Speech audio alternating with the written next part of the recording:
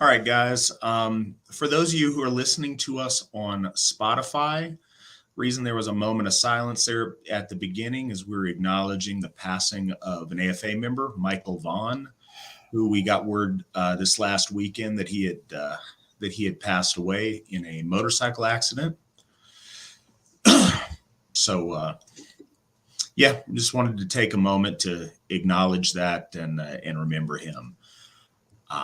Sorry I wasn't with you guys last week. I had wanted to. I'd hoped I'd be able to get to it from Sigerheim, and stuff just didn't quite work out that way. But as many of you may know, I spent most of last week and this weekend down at Sigerheim. And we had our first event. It's our first big national event at Sigerheim, Sigerbloat.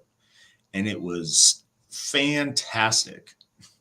The humidity was disgusting, but beyond that, everything was fantastic. It was a really great event.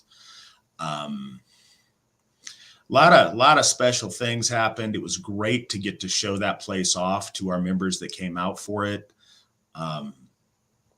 It's a beautiful and truly magical place, and I can talk about it all day long and even show pictures, but until you're there, it's really hard to feel just how special that place is. Svan and I got to see it together in January.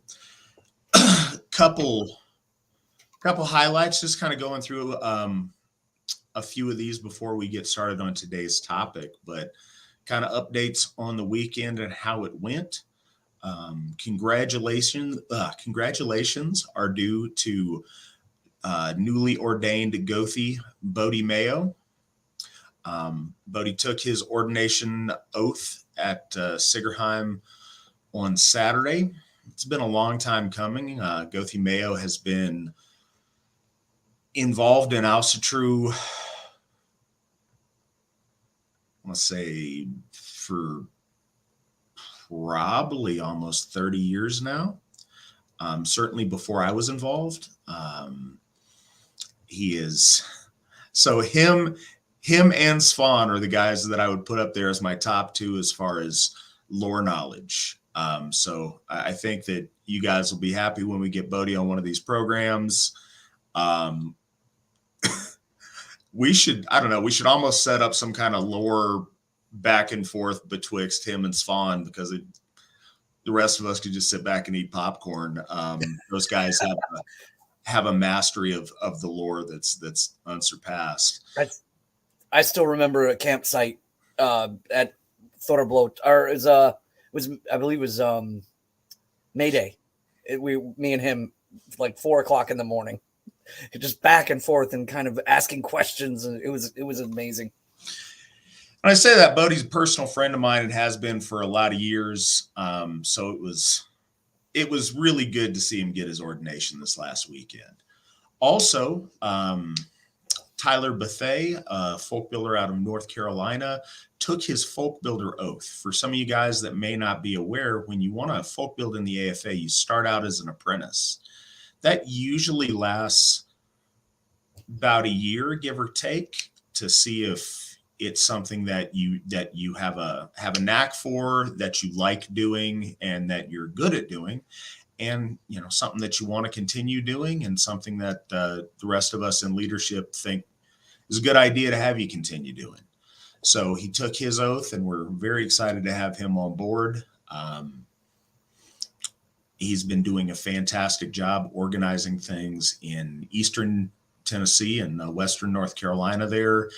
And him and his family are an amazing addition to the AFA. So we're very happy to have him with us. Also, we performed a naming and officially inaugurated the AFA sword, the official AFA sword. We've talked here the past probably 2 or 3 times that Svan and I have been on about ritual items and them being storehouses for Haminya and powerful symbols that can embody that and be passed on and passed down and carry that Haminya with them. And the sword is no exception. So the sword was named Relentless. When doing the naming of the sword, I did a 3 rune pull, just like I've described doing for baby namings. In the case of baby naming, I asked each of the Nornir to bestow a blessing upon the child. In this case, being that it's a sword and that we did it in the spot that we will erect Tiershoff on, I asked Lord Tyr to bestow 3 blessings in the same kind of, past, present, future tense. And I thought it was very auspicious. The first one that Lord Tyr blessed the sword with was Uruz, being forged from the primal elements of the earth, being forged from the primal elements of our soul. The second was Tiwaz, Tyr's own rune, and a victory rune that the Valkyrie instructed that we put twice upon blades for victory. And then the final one, Kinaz. And any of you who followed our process of assigning a rune to each of our Hoffs, Kinaz is the rune for Tiershoff. And it also is the torch of inspiration lighting the way for our folk in the future. So I thought it was extremely auspicious. Those of you who may not be able to look at the picture, it's a model 1840 Confederate use heavy cavalry saber. That model was known as Old Wrist Breaker because it's heavy, and so heavy that a lot of the cavalry troopers found it unwieldy. So many opted in the Civil War for the 1860 light cavalry saber. But the 1840 model was still very much in use and was used by, some very celebrated generals of that war on both sides, but specifically and relevant to Tennessee, a hero of mine, Lieutenant General Nathan Bedford Forrest. That was his saber of choice. So, we thought it was very auspicious. Excited about doing that. It was Sigerheim 1, so we're going to do that. We're going to do it every year.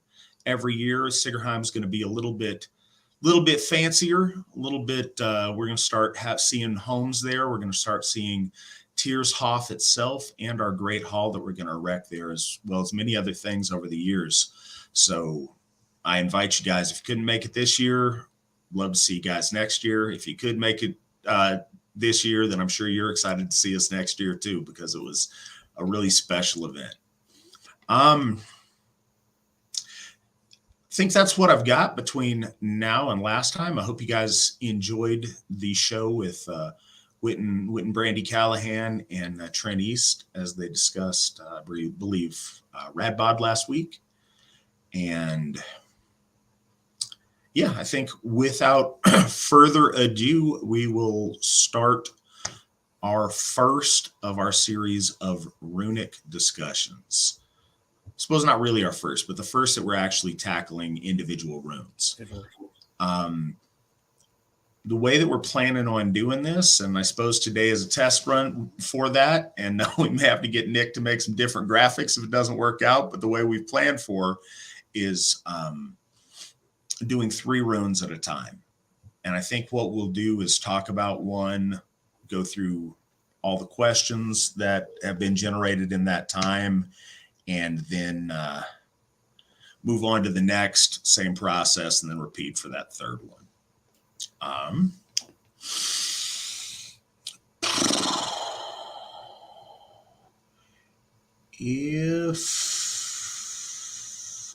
All right, so for those, we're going to be going through the Elder Futhark runes. We're going to be going through them in order. And Svan, if you could tell us about our first rune, as if nobody has ever heard the rune names themselves or has any familiarity, starting at the very basics. Okay, so remember, we're working off of the right out the gate. We're not doing alphabet. We're doing Futhark. So the first 3 represent the sounds of the F, the U sounds. Sometimes utilized as a sound. That's why phonetics is kind of funny when we talk about the runes. But the U sound, and then the TH sound, which is the thorn. The thorn is still used in Iceland today. The thorn looks like a P, or like a capital P, but the actual arch in the center, it's moved center axis. And that is the TH sound. So those are the first three runes that we're doing: the F, the U or U sound, and the TH sound. And starting off with that, we have the most common usage name that we would start out with is Fehu. And the reason why I say that again is we kind of covered this last week or 2 weeks ago, was that these names are modern reconstructions. So again, when people talk about the fact that they might have a problem with some sort of runes being used in certain ways, or I remember, getting some strange questions about the folk Futhark. It's worth noting that the common usage words that we use are actually fairly new in our century, as they are reconstructed words. But the most common word is Fehu. Now, Fehu has a lot of different usages. The oldest form of it is probably in the Anglo-Saxon or Gothic, and that would be Feo or Faihu, and they kind of all have the same meaning. And of course, in Icelandic or the Norse, it was Fi or Fey. Fey is wealth. So all of them all mean the same thing. It means wealth. Wealth, however, is an interesting topic, because wealth to our ancestors meant different things. And wealth and the usage of the word goes even further back. So the ultimate root of wealth for our ancestors before printing money was land and cattle. Very, very common understanding of what that can mean, implying even to today, especially as Americans, we absolutely understand that there is wealth built around the power in which you had land and cattle, and in particular cattle, because the directness to it is that the more cattle you had, the more land you had, or it was an equilibrium of that. So the understanding of having wealth. So amongst the Goths, it was simply known as the cattle rune, and that's given to the symbology of the actual sigil, is that it is representing the horns of a domesticated cattle, one that could bear forth money. And so this rune is often associated right out of the gate with prosperity.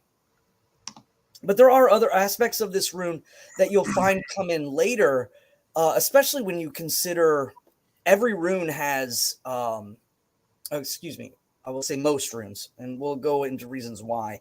Most runes have a runic poem. And the runic poems that we have collected over, hundreds of years, is that there's the Anglo-Saxon rune poem, there is the Icelandic or Nordic rune poems. So Anglo-Saxon, Frisian, Icelandic, Nordic, and then there is the Old Norse or Norwegian. So there's multiple poems, and some of them are interesting in the way that they're written, but each of them denote wealth in relation to the first rune, Fehu. However, some of them warn about greed in a very cryptic way.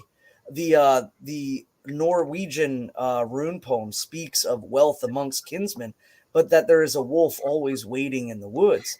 And so this is kind of a layering effect of understanding that there's kind of there's a lighter and a darker side, or a lios, a light, and a merk, a murkiness of the meanings between the runes. And I think that was understood by our ancestors.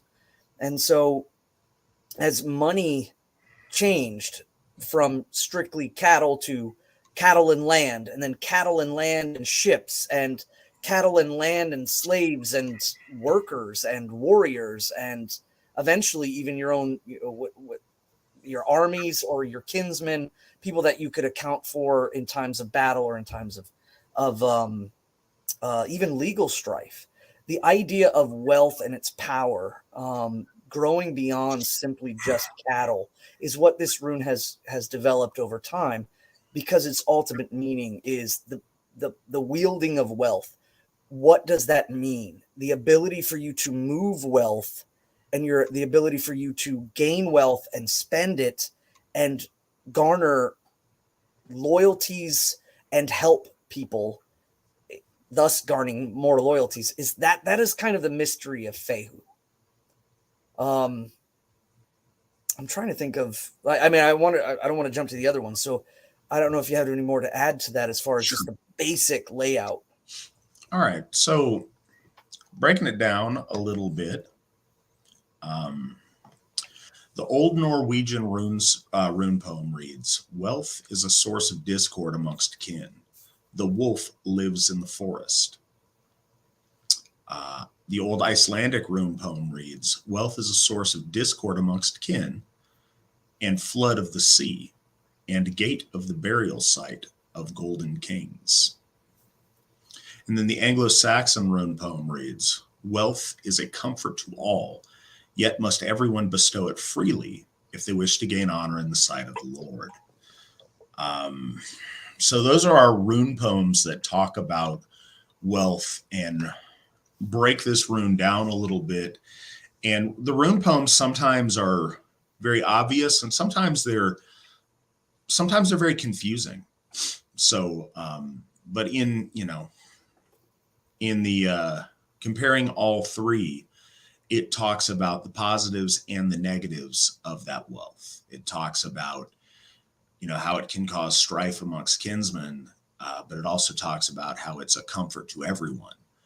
And the Anglo-Saxon one adds that generosity is so very important to win reputation and to win favor and to win divine favor. And you'll notice that some of these, especially I believe the Anglo-Saxon, comes to us in the Christian era. So, don't be disturbed that it makes, it might have a Christian overlay, like when it mentions the Lord at the end. Yeah, there's a huge amount of that in the Anglo-Frisian, but it's the oldest set of rune poems that we have, which is a lot of people don't realize, is that the Christianized versions are older than the still Asatru folk poems that were written down. Well, and there's a reason for that. Anglo-Saxon England was converted much, much earlier than Scandinavia. So those are the rune poems there. But something else that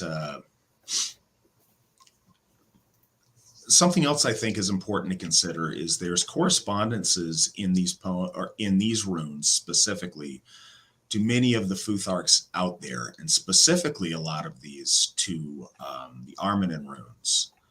And the Armanen runes correspond to the 18 runic spells that Odin speaks about in the Havamal. This one is under that first stanza, so also adding to the lore associated with Fehu. "These songs I know, which no sons of men nor queen in king's court knows. The first is help, which will bring thee help in all woes and in sorrow and strife." One thing that is developed esoterically in our understanding of the runes isn't merely this as monetary wealth. As a matter of fact, the root isn't monetary at all, though it is in trade. It's mobile wealth that you circulate, but also your resources that you circulate generally. And we talk about esoterics, some of that has to do with the sharing of your luck, with the sharing of your energy, and ultimately with our gift cycle. One thing that I want to mention with this, for Fehu to work properly, the murk of Fehu is you hoarding wealth. and we have lore that talks about, hoarding it and becoming a dragon, and, you become this monstrous beast that hoards all of its stuff and is greedy. In our beliefs, when you circulate when you share wealth and you share your boons, it becomes worth more than the sum of the parts. It increases and picks up a momentum. It's part of our gift cycle between us and the gods. When we share these things and give those gifts, somehow in the exchange, when we do it ritually, we get a value that's greater than if we all just held on to it individually. The fact that we are circulating it keeps our, for lack of a better word, our spiritual economy healthy and growing. Well, go ahead. It might be. There's a mention there, you said, in the Icelandic rune poem about the kenning for it is the gold of the sea, or it's the fire of the sea. And at the gate of the Barrow Mount, and what those allegoric meanings might have done in order, I think in with modern runecraft, there's an association clearly with gold and but also with fire and with heat. And I think a lot of people might have a question about how did we jump from the usage of it as mobile wealth and the ability and that power and generosity and gaining of wealth to jumping into fire. And I think that's worth noting in the usage of it. I think the clearest jump is, of course, of the Icelandic rune poem, but the usage of it in relation to the expansion of power is really what I think is focused on in interpretations, modern interpretations of this rune. When we culminate a lot of the meanings together, there is wealth, but there is a mobile, expansive power is kind of that jump between wealth, and that mobile, expansive power is kind of then an allegoric connection to fire, or the expansion of heat, the expansion of light, and the influence of that. And so there seems to be that is the deepest connection between this rune as in the sense of mobile wealth and cattle, and fire and gold and the expansion of power. So, when we take it from the bare framework, and then to get into more of the metaphysical aspects of understanding, because as I said, it was not wealth in its typical sense. It was wealth by that expansion of influence, power, and ability, generosity, and all of those things that it could make. So, I mean, it's not too far off to say it's already kind of out of the gate, beyond just the material. So our first question tonight, and I should have mentioned this at the top of the show, but we're being broadcast live on YouTube, on Entropy, Rumble, Odyssey, VK, and Twitter. So anybody in any of those places is free to ask questions, and we'll get to them, and we appreciate our audience in all those places. If you're on Entropy or Rumble, you guys can give tips, or you guys can monetize questions to get them to the front of the line. We will answer any and all of your questions, but the super chat thing, to where you get yours answered first, is convenient, especially on Svan episodes, because the questions tend to stack up. But also, every donation helps out and is very much appreciated. We have our first one, a donation of $15 on Entropy from Ludwig Karl, and we appreciate that very much. He says, "Good evening, gentlemen. Sorry if this has been asked before, but do you have any thoughts on Thomas Carlson's Night Side of the Runes? Is it worth reading, or should we stay away? Thank you." I will say up front, I have never read that. I'm unfamiliar with it. I haven't read it either. And now it makes me want to go and look, though. It makes me want to read it. It makes me want to read it. Yeah, I do not have that in my library. Yeah, this is the first that I've heard of it, so I'd like to look into it as well. That is a poor repaying of your $15. I apologize. Thank you very much for your donation. And if you want to throw in another question on the house, that's cool. But yeah, Svan and I would both like to check that out, and maybe in future episodes we'll have a little bit more to say about it. Yeah, in actuality, we might be able to get to that question next episode because I'm going to be looking it up. Very much so. So our next question is, this question ought to be the first in the queue every stream. How was your evening tonight? My evening is going really well so far. Like I say, I look forward to these. I didn't get to do this last week, so I've been excited about getting back to the grind this week. But yeah, I'm doing pretty good. Svan, how are you doing this evening? I am doing well. I've been very, very, again, fruitful, bountiful in work. So I've been working very, very hard the last couple weeks. I have a lot of loyal and faithful friends who come and, get their hair cut, and it's been wonderful, but it's also been busy because it's a lot of hours standing and it's a lot of hours making sure that everybody's doing well. So I'm thankful for it, and I'm doing great. Lots of family just came in. 4th of July. It was amazing. All right. Bucket Clinger asks, what type of saber is it? I said it earlier, but in case anybody missed it, it's a model 1940 heavy cavalry saber. They saw use in Mexican-American War and by both sides in the American Civil War. This one particularly, we have good reason to believe is Confederate. And somebody mentioned it in the chat, but a lot of that is due to its lack of maker's marks on it and such. Various European countries would import sword blades. The ones that went to the Union were, marked very clearly from the manufacturers. The ones that made it to the Confederacy, not so much, because they wanted to make sure that, if things didn't go the right way, technically those were contraband and they were running blockades to get in. So the makers and manufacturers in Europe didn't want to be attached to that, depending on the way things swung. Our next question for Svan: what is relentless in Icelandic? So, okay, that's interesting. I immediately, in comparison, was kind of, I got unbending is what I was going for immediately, and that's just stivur. It's like stiff, but that's more like unyielding or unmovable. The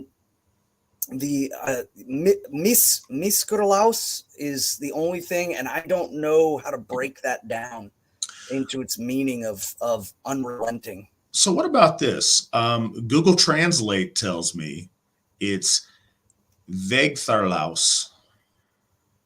Vague, B with, I don't know what the proper, this is useful for me too. When the A and the E are connected, what is that letter called? That's ve. Like, yeah, but what is that letter itself? The A-E combo. I don't know the grammatical term for it. I always call it the AE, but it's fair enough that we're on equal footing for that. Yes. Yeah. Vegtharlaus. Yeah, so that's where I'm trying to So is that the same root for way as in the Vegvezir? No, because that's V E G. This is VAEG. The D with the little slash. F. And then Arlaus. Well, so Aurlaus is the same, like, because I was looking it up as Miskunnerlaus. And so that's the problem, is I can't break it down. I'd have to go in and look up like what Miskunnerlaus or your translation that you got. but I got merciless. So I'm wondering if the louse is alone in the sense that the less part, perhaps it's like a modern, like the saying of less. I don't know if that was in common usage or if it's just modern usage now, because I'm immediately trying to go into like our comparative notes of Old Norse and modern Icelandic. And yeah, I got miskunnarlaus, which means merciless, but that's not entirely connected to relentless, I guess, in the usage of it as a verb. Well, so now you got me looking up etymologies and different things. Trouble is, when I look it up, the etymology it gives me is in Miskun. Yeah, miskunnarlaus. Yeah, miskunnarlaus. And miskunnar this one, I think, according to the Google search I just did, we'll get back to the runes in a second, guys, is drastic. So I think something is skewed in the translation, or maybe isn't a completely clean translation. Yeah, I got linguistics is fascinating, and you guys get us going down that rabbit hole. We can go for a while. Yeah, I got ruthless, merciless, and unrelenting is kind of like the third one. So I would have to look into it a little bit more, especially, if you think about unrelenting is unyielding, unmoving, or something of that nature. But relentless is also kind of more of aggressive as it's moving forward. So yeah, the idea is more unstoppable than immovable. It's right. as if it's moving and you can't stop it, as opposed to, yeah. But anyways, that's the best we got on that. The next question is why the Stoles like Christians do. For the same reasons that Christians do it, honestly. The stole was not originally a Christian garment, and certainly was not a Jewish garment. It was a Hellenic and Roman garment for educated persons. And at that time, scholarship in academia and learnedness in the pagan priesthoods of Aryan paganism were intimately connected. There wasn't a separation like there is now. And it was a sign of someone who was knowledgeable, who was educated, who was a wise man through the learning schools of Greece and Rome. And I think that through Hellenistic infusion of world cultures around the Mediterranean through Alexander's conquests, that various peoples ended up taking it on as a symbol of education, and eventually as a symbol of priesthood in general. But it's one of the reasons that the stole is, you see stoles used in religious services, but you also see stoles at graduations. So that's kind of the crossover there. But one of the other reasons is it's an easily acknowledgeable, this person is a clergyman, depending on whatever they're wearing, whatever the context. When they're wearing a stole, it's understood that that person is performing a clerical function. And so it fits our needs very well there. And it, as I say, it was never a specifically Christian or Jewish garment in any way. It was an ancient Roman or Greek garment. May I add a little to that? Of course you can. They one of the things worth noting too is in the modern sense, we could talk about like ties, for instance, and the idea that there was a French nobleman who saw Croatian soldiers with these neck ties on, and he liked it so much. So he started, the caravat, but eventually this became intrinsically Western. So there's a certain point in which I think that a lot of people can't wrap their heads around is that we are also pan-European, pan-Western as well. And we acknowledge that there are certain things that supersede the nations of our people and kind of become a unifying factor that's ultimately Western in its acceptance. And over time, people now don't consider the tie or the collared shirt or any of these things to be cultural anymore. They see it as like something you have to do when you have to show up for something they see it as kind of like, I got to go to court, or I got to go to a funeral, or I got to go to a wedding. And they don't realize that there's deep cultural unity in the West in these kind of things. And this goes forth for the stole as well. If you walk into a hospital and you're, going to perform some, you're going to perform a bloat and ask, the gods to see off or ask the ancestors to bear well a soul. When you walk in there, no matter who is in there, if they're from Western civilization, they're going to know immediately that you're there. And as a administrator of final rites. And I think it's also important to know that Sven Bjorn Beataton, he started, I think, kind of the idea of it when he was there's a stole that's connected in the center, down the center, and there's also like a tabard style, and he was implementing that, I think, in Iceland, and he was, to my knowledge, one of the first ones that kind of started a unique kind of clothing added on in representation. I know that in Iceland, the Lutheran priests, they wear all black, and they have these kind of frilled neck collars that are very kind of look very medieval or Renaissance style. And so even amongst them, the idea of like distinguishing dress for the Gothi that was presiding was important. And Svenbjorn went that route in, utilizing, I believe, his white, like long tunic and a red connected stole in the center, or it almost looked like a tabard of sorts. So, you have these different names, but people get caught up on a lot of that stuff. And I think it's worth noting that we have to see again our unifying factors that are, some of our greatest warriors of our people wielded sabers. They didn't always wield one-handed Spathis style long swords from the Nordic period. So there's things that people get engrooved into, and I think that's important. So first, Sveinbjorn's was much similar to the Byzantine style of stoles. Byzantine stoles connect down the center, and you see that carried on in Greek and Russian Orthodox tradition. But manner of dress is about communication. So many things we do are about communication. And I think in that way, it's fitting to bring it back to the runic discussion. Communication is about effectively transmitting a message. And one of the things that I've noticed amongst our folk,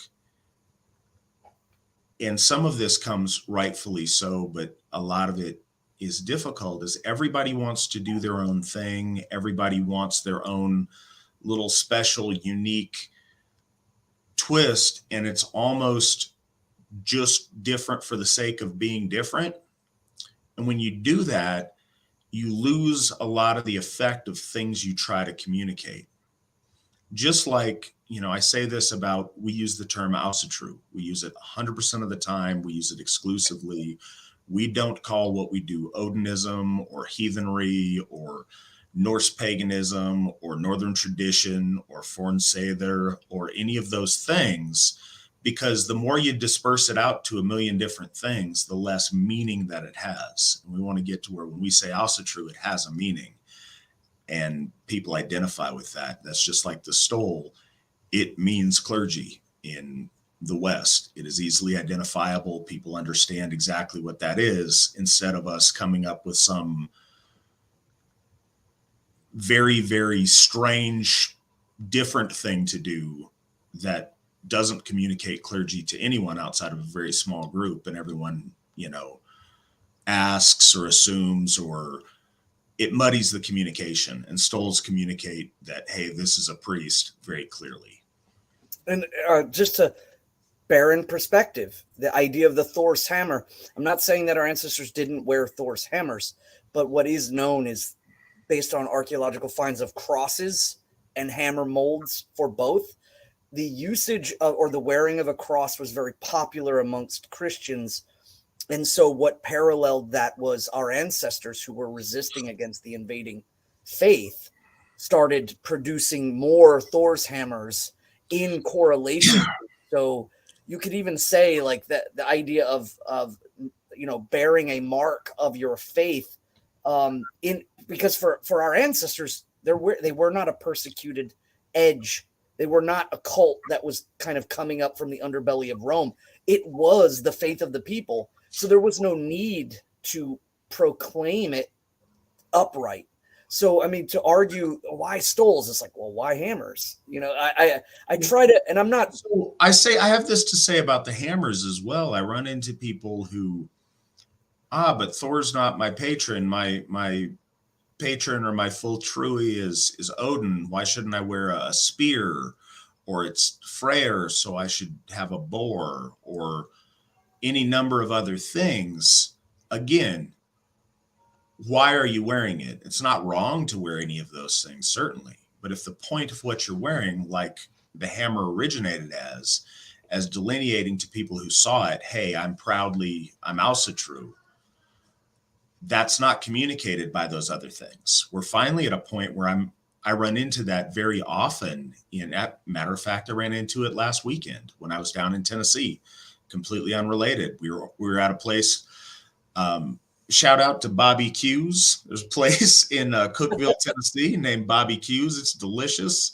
I had the catfish. It was awesome. But there was a guy behind the counter and he saw my hammer and he immediately understood that I was Asatru and asked and had something positive to say.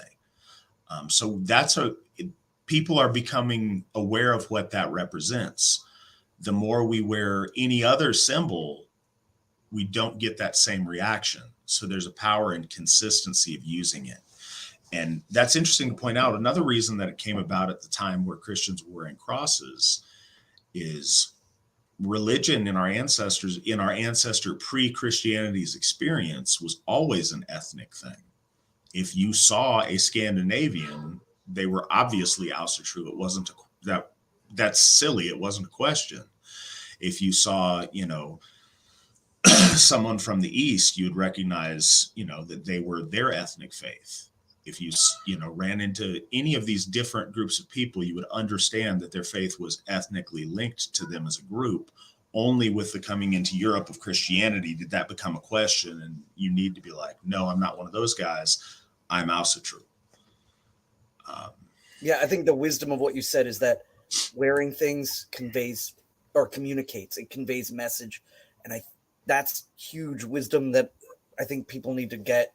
And it's right there clearly. But in this sense, we're not doing it as an obstructive sense. We're doing it as we are Western and we understand where this comes from. And we want to, we're not coming in with black metal face paint or spike armbands and just trying to like scare people. No, we want to be respected in the West as with legitimacy towards all of the effort and the work that we have done to build the church to the gods. It's absolutely. Yeah. So we got another question on, and I don't want to acknowledge the question, but we can't speak to it because we haven't read it. Maybe somebody in the chat was able to get to it better, but is Nightside of the Runes the book which proposes that the secret Uthark rune order that was used alongside the Futhark order? I don't know if that's the case or not. Looks like Svan's got some thoughts on that. So the Uthark and its usage was based off of a theory in which there was a stone directly connected to it, and I'm looking it up right now because as soon as I saw that, I was like, I'm trying to see. There was a Sigurd Agrel. Yeah, there it is. The Night Side of the Runes. So this is based off of, I believe, either a cipher that was written down on paper, or it was also based off of an engraving in which the first Rune Fehu was worn away or purposely left out and or placed at the end. And that has a lot of connotations in and of itself because of the circular form in which a lot of times things were written Futharks were not often written just by themselves, but often had bind runes or what is believed to be ultimately numerical or linguistic spells written with them. So having a Fehu at the end, possibly alluding to something else. But yes, when we talk about the placement of the Futhark, there's a lot of debate around it, and the Uthark theory, I think, is interesting, but it has spiraled off into its own thing. I think again for the need to be different, for the need for it to be more than what it is. In that regards, is we look at the numerics. The biggest thing I would say is understanding that there is the Elder Futhark, and we know that the Goths use it. We know that the Anglo-Saxons used it because theirs written later had additional runes added on, but they still maintained the order of the runes. And so the only thing we can do is really boil it down to two Swedish runestones, one Swedish runestone and one metal medallion, and those two are the ones that we have the most complete understanding of the Elder Futhark, because by that time in the Nordic regions they started doing admixture. They were doing elder mixed with younger, and then younger eventually evolved into even a short staff type of writing form, and so it was becoming vastly popular and was changing greatly. So when we talk about the numerics of the Futhark, understanding that some of them have been switched over time, and in this case, the proposal is that it was dropped. But I think that there are so many accounts that show the Futhark starting with Fehu that it's pretty much, it may have been a niche group of people trying to apply that, but we have too much evidence in relation to both the Anglo-Saxon, the Vatstenabrekte, and the Kelverstone all start with Fehu. And these are spanning 100 years to multiple hundreds of years. And so I think that kind of like blows that theory out of the water. All right, the next question. This one's for you, Svan. I have a question. Is it correct? Hi, Svan. I have a question. Is it correct that the name for the Germans in Icelandic means people's defenders? Okay, so the Thioth and Theuskaland. Theuskaland is Germany, and it means the land of the people. So the defense part, I don't know. I would have to actually look and see if maybe there could be some sort of defensive place put in there. But I know that translates, according to Google Translate, the suffix not for Germany but for Germans is Thjóðverjar. Well, Thjóð is people. Mm-hmm. It could be like similar to warden in the word in Old English. I would have to. Verjar. Verjar? Like Einherjar. The same suffix. Well, so and that's interesting too, because again, when you talk about like the Greenlanders, they were called Grænlandingur, and the Ingur is people or men, people from or the menfolk from Greenland. So Ingur is normally used, but they're using that. What's the spelling on that again? Spelling is Thorn, J, O with the dash over it. Eth, Verjar.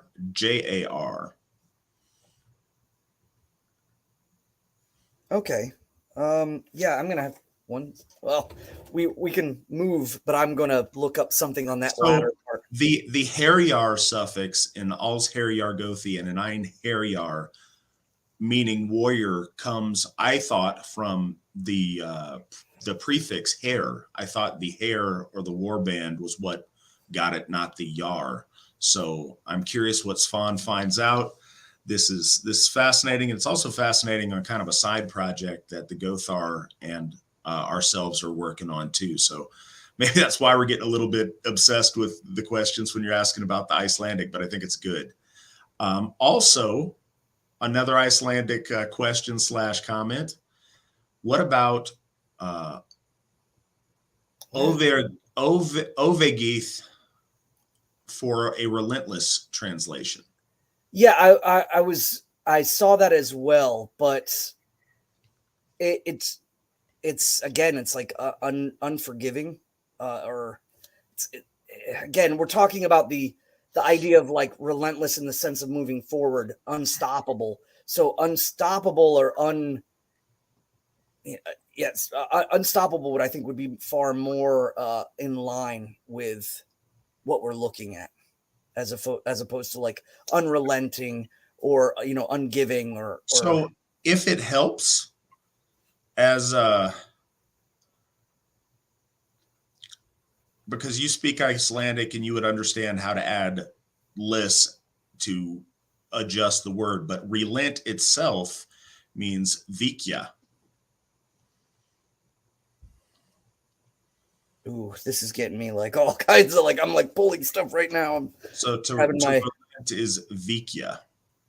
So I don't know if there's a way to say vikya less in Icelandic, but something to think about.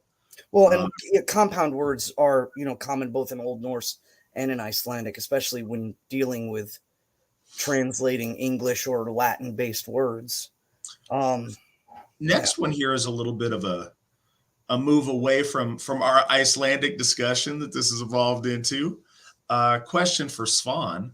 What is the significance of Alagus coming after Manas, the first Aryo man, but before Ingvas, the seed descendants, given that Odin was walking by the shore when he found Ask and Imbla? So that is a great question in the sense that, I mean, presuming that we're in reference to Manas and the creation through Odin, but if we're not talking about that, then this could have other significant meanings. For instance, the coming of information from the gods coming from Heimdall over, he's being born of water.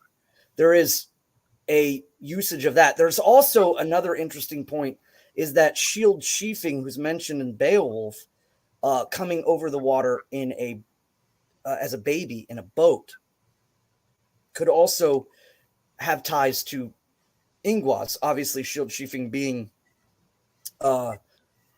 Lord Frey or Lord Ing or the Lord of the Angles, or as you could interpret it, possibly even an avatar of Lord Frey coming over the water and then bearing forth bounty. But I think that it's, when you look at it strictly from the creation with Odin, then it doesn't look right. But if you take that out, because I think that more of the understanding would be built around the Os, or the Ansu's rune, and the sacrifice that is made there, and the joy amongst the gods as we move along, and in that, the creation of mankind as the establishment of the people, and then being that Odin breathes life into the people, but they are not fated.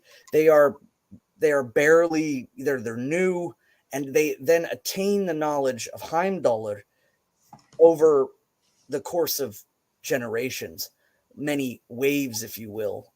Some people have taken that to mean that Lagus kind of represents the waves of conscious knowledge coming into the folk through Heimdall in the form of Rig. But so something that we need to consider is there's not just one correct answer. The runes are layered with lots of different meanings, and you can draw a lot of different understandings from their sequence, especially when looked at like you're looking at. But if you are looking at men as being the first Aryo man, as you said, and Ingvas being the seed or descendants, a man to descendants, what links them is fluid in a number of different ways. Literally blood, also literally semen. Um, that's kind of obvious, but I think it's worth stating. Yeah, that connection there.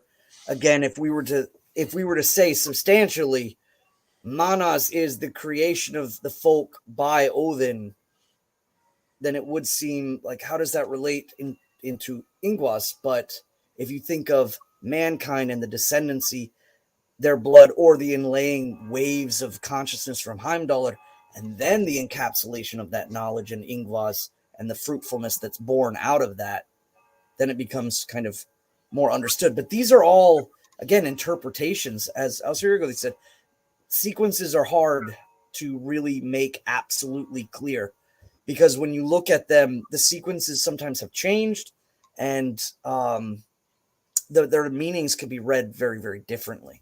Something to point out about Laguz in our esoteric usage of it is it very often is a mode of transportation of things. When we use it in the Alu formula, for example, we associate that with the mead or the ale that transfers our gifts, our blessings between us and the gods, between the gods and us. But we also see that in a traditional bloat structure as representing that blood of the animal. So it representing life-giving fluids is, well attested in a lot of the things we do as well. Next question. I'm not sure what it is referring to because it kind of starts mid-question. Would that refer to the Danewerk, which is now in Germany rather than on the border? Back up. Okay, there. I'm sorry, it specifies. Back to the German in Icelandic thought process. I think Nick threw that in there so I didn't mention what I mentioned before I read the question. Okay, so I'm actually looking there because, looking at like right now, I'm trying to get into the Old Norse version of what exactly everything that I'm pointed at right now currently is that German and the Thieskalandr, Thieskamadr is all in reference to the people.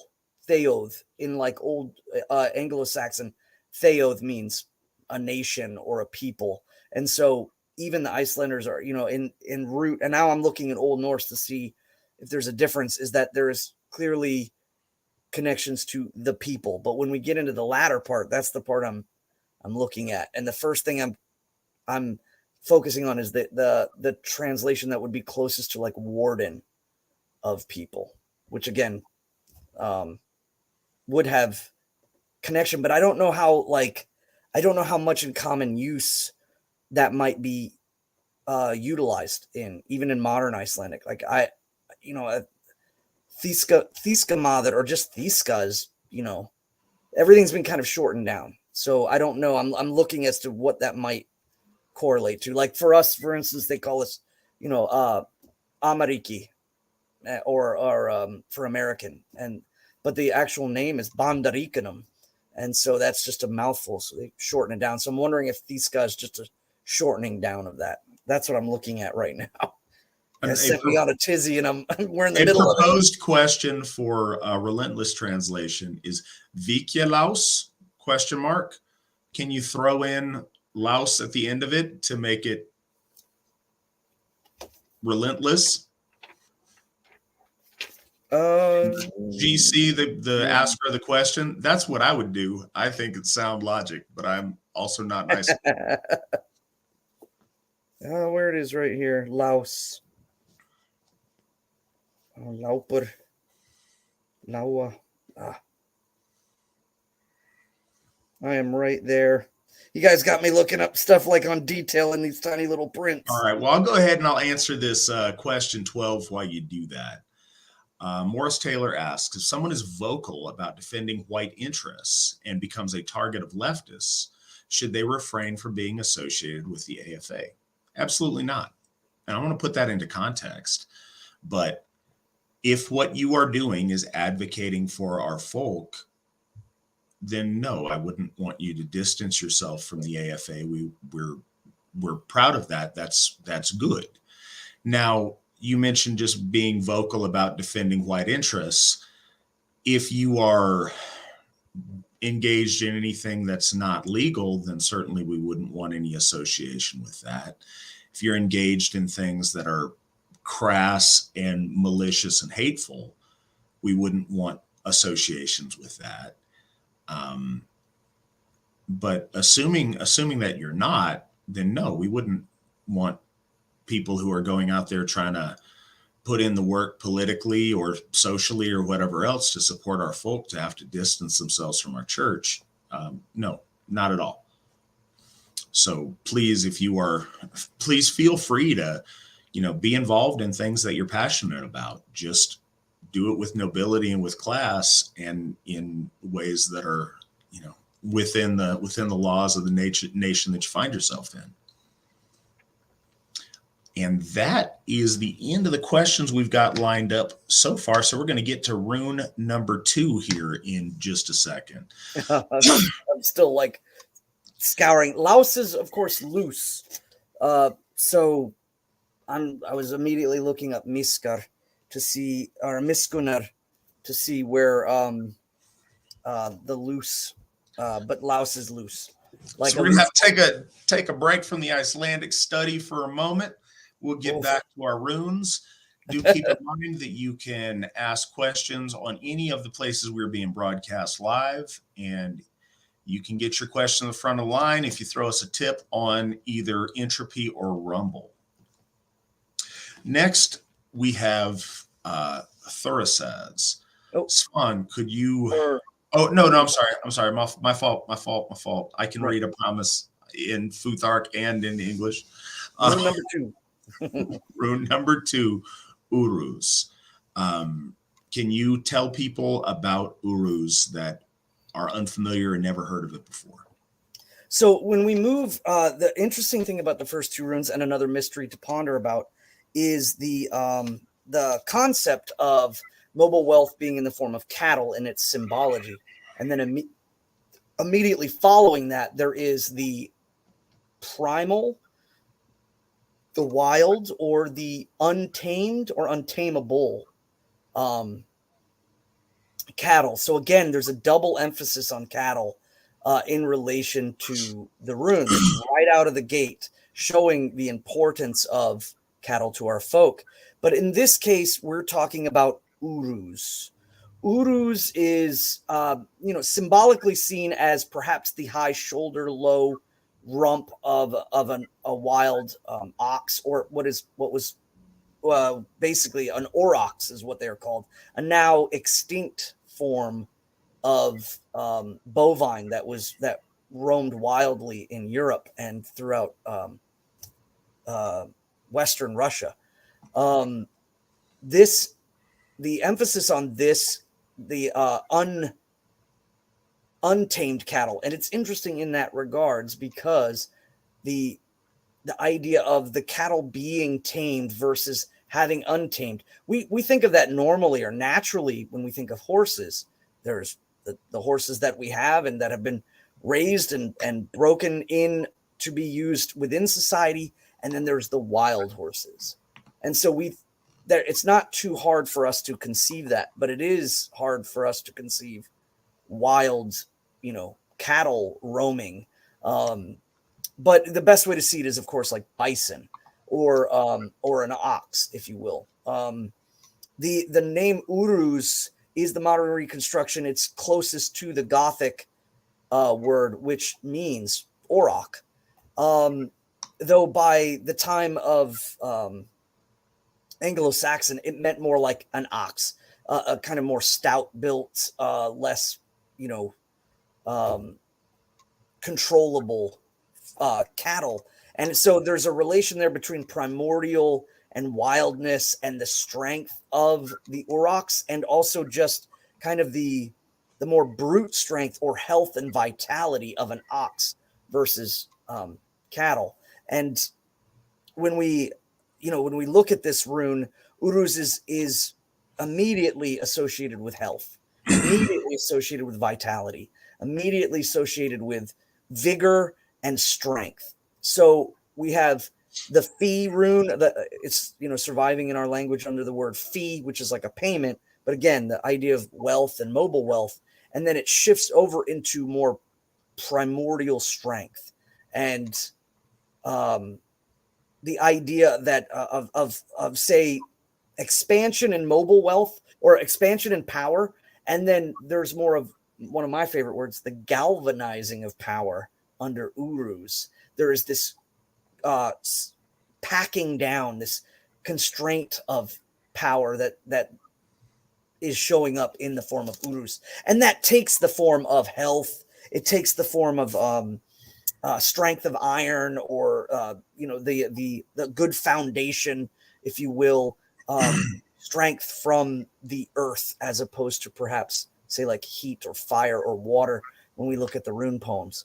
So Uruz is the auroch or the oxen rune. It's the second rune, and again, the mystery of those two being right next to each other right out the gate. But it's the rune of health. It's the rune of strength. It's the rune of vitality.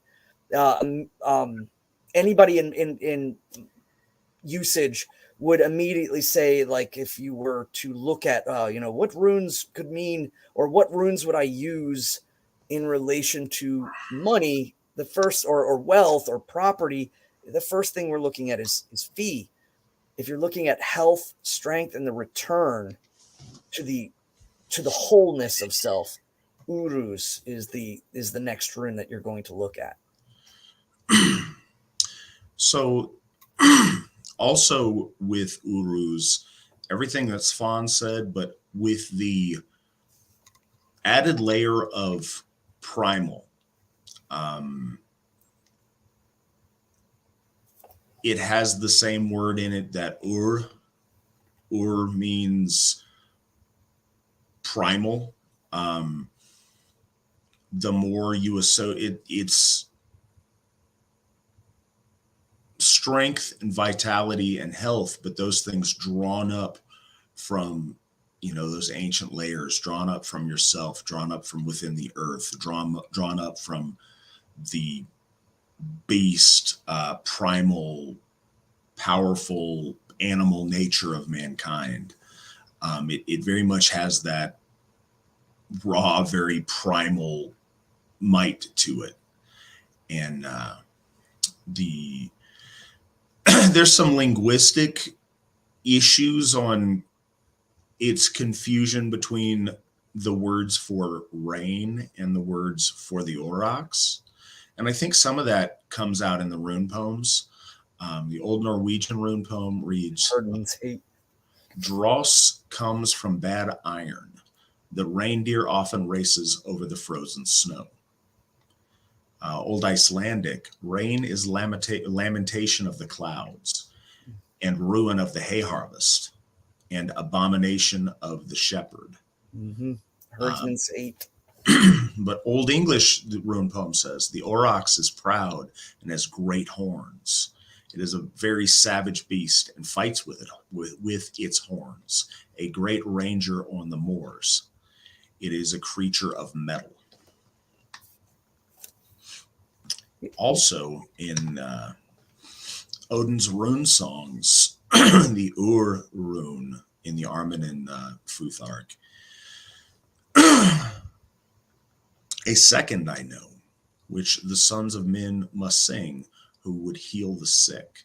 So again, that association with it being a healing rune. I want to kind of share a couple experiences that just putting it out there when I've been asked to do healing rituals and when I've done healing rituals. The primary rune that I've focused on in those has always been Uruz. And I feel like that's worked very well in the past when those rituals have been performed.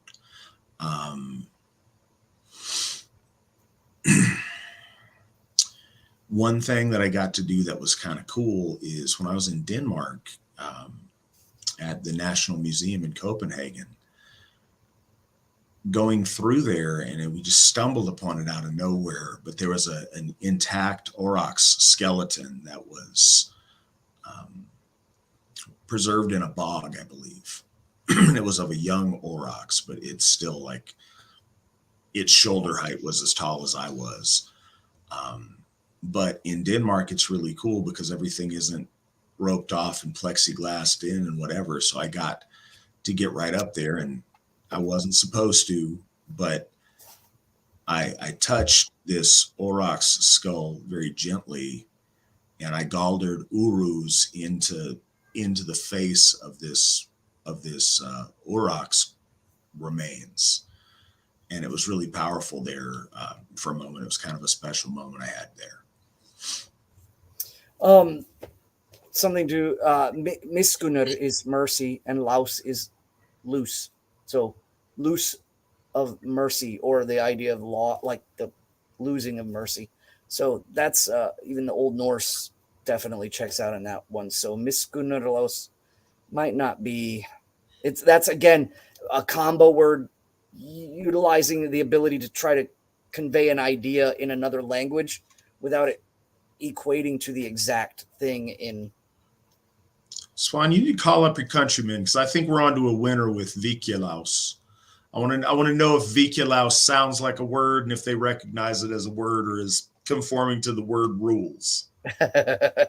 Well, and I just wanted to bring that up as I'm moving along here. I'm getting to that, and then I will be getting to the German part too. But it's also the Uruz rune. I think more importantly, when we look at it, it's you have expansion and then condensement. Because even if they talk about the iron being slag, that's the dross is beaten out, or when we talk about the rime ice forming from the rain, the idea that there is loose coming into solidification. Uruz is about wholeness, and it's about something coming together. When things are expanding, they are powerful, but if they maintain that, they dissipate.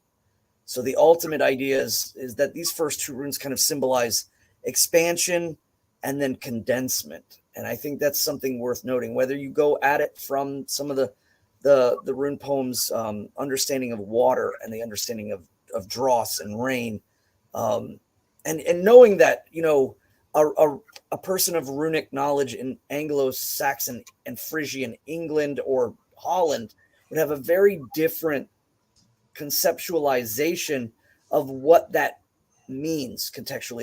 If I was to say, we're talking about, this is about the condensement of something, the bringing together of something, and the way that they express that, and they express the wholeness of something, whether it's in the form of liquid becoming solid, or whether it's in the form of strength being, made. There's a huge sense that Uruz is kind of, it's not in juxtaposition, but it's just a different direction. Whereas Fehu is coming out and all of its power is coming out, there is a condensement going in. And I did see something in the side chat here. Somebody was talking about how the usage of the Anglo-Saxon names versus the names that we use. These reconstructed names are more closely related to Gothic. Worth noting, and Gothic is older than Anglo-Saxon. So if you are one of those, like, we need to go for the oldest source, kind of are. The only difference between like Uruz and Urus is the S and the Z, and that has just emphasis, on the throat sound. But these reconstructions more guide themselves towards Gothic. The only reason why is because there's a couple of Anglo-Saxon, and of course the Nordic ones don't. They stop at 16 because they were greatly changed, the younger Futhark. So, the big two that you would be looking at if you were really grinding away at the words, the names of the runes, you're looking at Gothic and Old English, and you'll find that the reconstructed are not very far. from Gothic. So just worth noting. I saw that in the chat. So before I get to the questions, I want to take a moment to plug 2 AFA events that are going on in August that you guys should be aware of, and you should absolutely attend if you are able. We have Freyfaxi at Baldershof, rather. That's their national event that they host there. That's going to be on the 18th of August, and it's a beautiful and amazing place if you have never been there. That's in Murdoch, Minnesota. We would love to see you guys there. If you'd like to attend and you're a member, please do. If you would like to attend and you're not a member, we'd still love to have you. Just make sure you check with your local folk builder and they can get you set up for doing that. But I'll be out there and I'm looking forward to seeing you guys there. Also in August, we have the Texas Harvest Feast. That showing up a little bit small on my screen, but it looks like it says in Dallas, Texas. So that's going to be in Dallas. If you guys can make it there, that would be great. Our folk builder, Justin Day, is putting in a lot of work to make sure that's a special time for everybody. So it would be great if you guys could show up to that. And like I said, if you're a member, you should absolutely reach out to Justin and show up. If you're not a member, you should still reach out to Justin to see about showing up. Brings me to something else. If you're listening to this and you're not a member, why not? There's, different people that listen to this for a different number of reasons that might exclude them from being eligible for membership. But if you are a heterosexual white person and you believe in our gods, or at least open to the belief in our gods, you should think about joining the AFA. We'd love to have you as part of our family. So please do that. Give that a thought. And Nick threw up a link, but those of you listening on Spotify, it's runestone.org. And there's a join link on there. Also, if you like what you're hearing and what you're seeing on here, please click like, share it, like it, subscribe, do all those things, and it will help us show up in the algorithm to more people on whatever platform you find this on. Or if you're really ambitious, go into all the platforms and share all of it. But we appreciate that you guys do. Back to the questions. Svan, is there a suggested book on runes? Yeah, we kind of covered that last go round. I think depending on what level you're talking about, if you're talking about introductions, we did talk about that. We talked about the illustrated guidebook to the runes by Nigel Pennick. That was the one I would recommend just because it gives you both history, an overlay, and an understanding of the different epochs of the runes. And he is not particularly PC or speaking in the political sense correctly for the party. Instead, he outright says these are the times that they were used. This is why they were used. This is where they come from, and he shows a direct correlation between why the Younger Futhark came from the Elder, and why the Anglo-Frisian came from the Elder, and why the Germans used the runes from the medieval runes that they had. So it's really nice in the sense that he's more neutral about it, and he just explains everything out, and then talks about some of the concepts of the way runes can be used, whether it's in divination or whether it's in the utilization of what I guess would be called formulative will magic, if you will, in I guess the Neo sense. It's the word we use. So yes, in the magical sense. And then also just covers everything from even internal work. So if you're not comfortable or understanding of those things about internalizing and using them as more like symbols of meditation and understanding, and also mantra styled Galder. So that would be my recommendation. Just from me, Svan, are you aware of Nigel Pennick's book that he's got out about runic astrology? Yes, that's an old one, and it's really, really good. It's interesting because he correlates the idea that the Younger Futhark, because it was broken down, and Dr. Stephen Flowers does the same thing, where they were may have utilized it to hide secrets or to utilize them for they broke them down because they were somehow being disseminated out. And Nigel Pennick's usage of specifically of the number 24, as opposed to the Anglo-Frisian 32 or the younger Futhark 16, 24, and its significance of both the division to 12, the hours, the houses. There's a lot of astrological stuff that he places in there. And I don't know. I think it's interesting because I don't understand personally the connections between, like, we don't have a lot of information on the astrological signs that our ancestors may have been more familiar with, like, Arundel's toe and Thiazi's eyes, and what exactly they mean, because we haven't found any star maps to survive that. So he's bridging some spots there with the Hellenics, which isn't bad, but you have to be open to it, because some people might look at it and be like, oh, it's too astrological, and then that might go into, that's too, I guess it's the opposite of Christianity, where it's like it's too like mall witch or something. But he does a very good job, and this was long before the popularity of, like, I think, like your common zodiac kind of hobbyist. He's keying in on it, a long time ago, and he does create a really good correlation between the 24 Elder Futhark of the Vatstenebrechte in connection to astrology. Yeah, somebody brought a copy to Sigerbloat, and I took a look at it. It looked really interesting. I'm curious to read more on that. Yeah, I had a copy, but it was destroyed I had it before I went in the Marine Corps, and it got destroyed while I was overseas. So, I need to get another copy. All right. Well, our next question. I have another question. Is it wrong for AFA members to go to a Christian church service at Sundays? So that's an interesting question. Yes, with a caveat.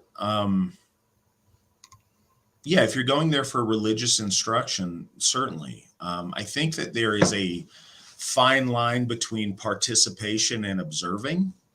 I mean, if you were in a class in college about comparative religions and you attended a service for that purpose, that makes sense. If you went to a Christian church to attend someone's funeral because that's where they, that was their faith and where they wanted their funeral at, makes sense. Or attend a friend's wedding, or attend a special event that's important to someone who who's a Christian, that makes sense.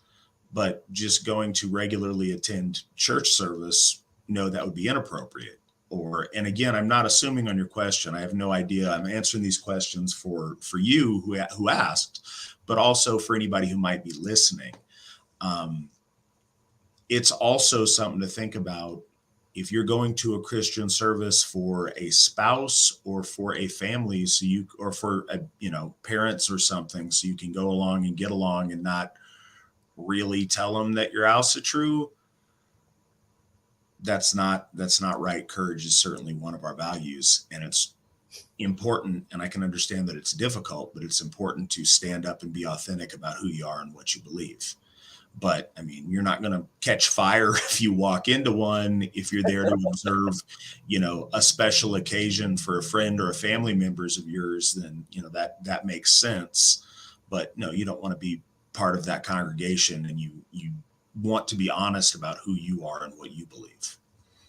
I immediately thought of like the actuallys. Well, they probably had Jesus statues on top of the stallers with the gods, and I think that's one of those things I hear often where people will say like, they were just open to having whatever. But if that was the case, at a very late age of degeneracy in the dying embers of our faith while they were converting, that may have happened.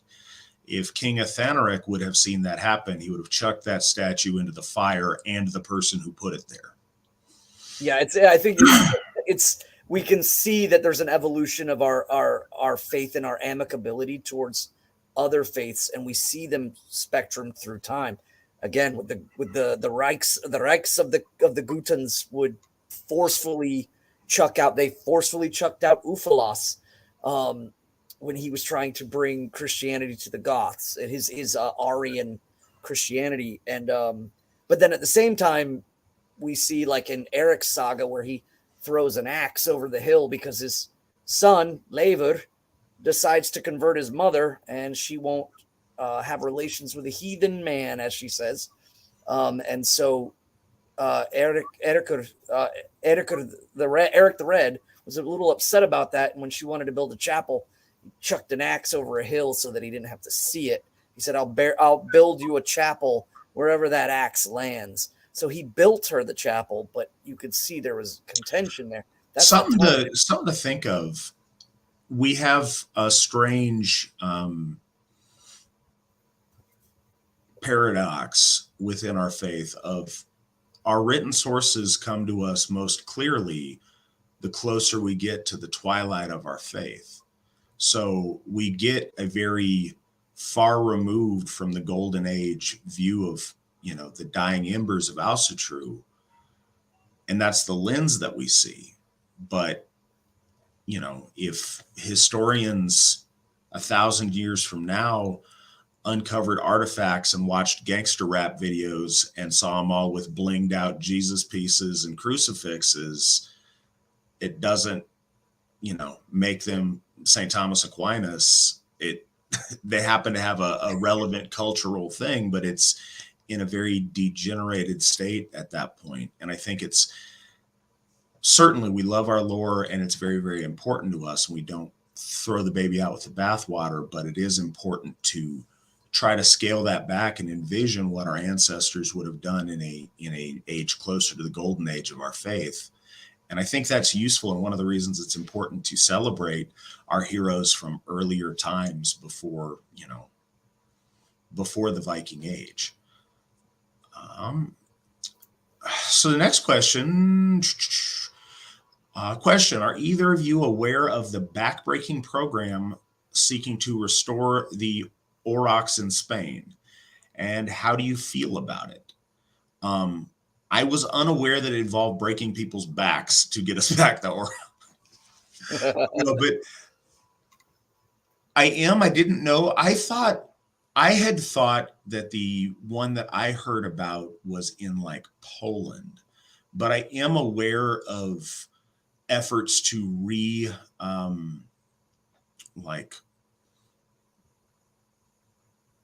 rebreed into existence closer and closer breeds to the original aurochs.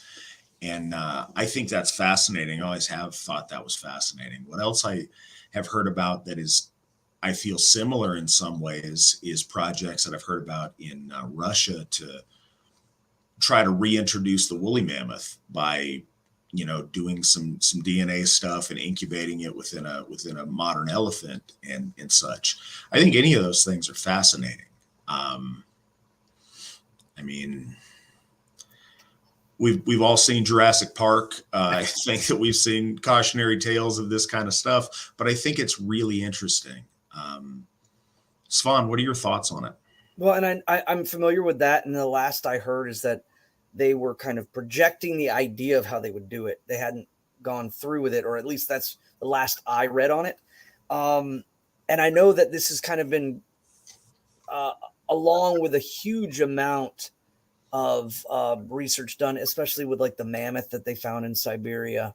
I think it's a baby mammoth that's genetically it's super, intact. And they're talking about the idea of possibly bringing back, the woolly mastodons in relation to the fact that they could use an Indian or a African elephant to produce the child. But it's, so far as I know, they're not right. They're not willing to press that threshold. And I'm fascinated by the science and the idea of it. I think that perspective wise, we got to think there are a lot of species that we as humans and many other animals have destroyed completely, whether it's cats or just anything of that nature. But there are also, again, bison have come back because of our efforts of bringing them back from the near brink of extinction. The idea of bringing things back you could look at it in a purest sense. They're not actually that, they're hybridized forms. And whether that's good or not, but we have done that with breeding from dogs and cattle and horses so much that to like, turn our nose up at it or to immediately point and say it's So atrocious is kind of not being honest. I think it's really cool, and I want to make a note. So I got a note that it said back breeding and not back breaking. I want producer Nick to verify that on my end, on my question that is on question number 15 that Nick sent me, it says back breaking. I promise you. Back breeding makes a lot more sense, and that's it makes a lot more sense, and it is what I assumed the process you were talking about was. I think that's really neat. And one thing that I do think is kind of different. So a number of really ancient species that died out for reasons unrelated to man. And there may be something to be said for, the environment or whatever's out there, and it being, there's a difference in my head. Not that I think either of them is particularly wrong or bad, but something that the only reason it's extinct is because mankind either bred it out of existence or hunted it out of existence. I see no compelling reason not to reintroduce that. That's, something we broke. It's something we can fix. I think it would be terrifying to do that with the moa bird in New Zealand, for instance, but I think it'd be really interesting. And if it wasn't for, Maori hunters in the 1800s, that would still be around. I don't see a huge ethical dilemma on that. Yeah, it's the idea of the moral question. I mean, we've been told for so many years, like the dodo bird was, evil Europeans came and then it turned out, no, they were kind of on their way out as it was. And, it was actually the animals that were brought with them that really ended up causing, eating their eggs and things.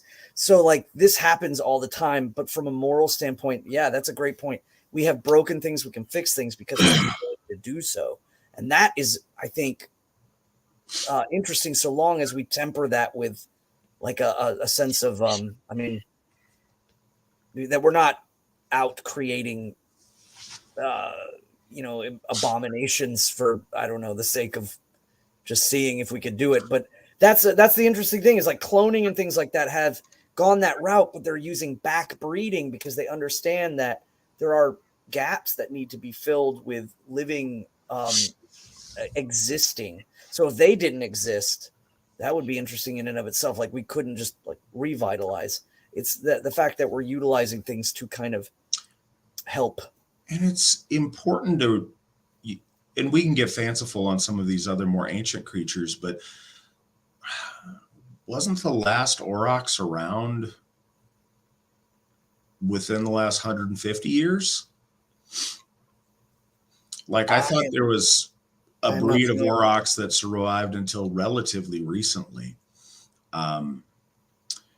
But either way, the next question is completely different, but I think still a good question. Do you guys think if one is gay or trans, do you think they can be cured?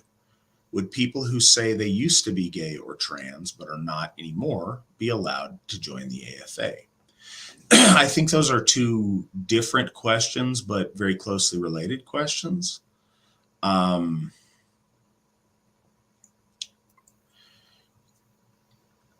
think as an objective question, things can always be better than they are.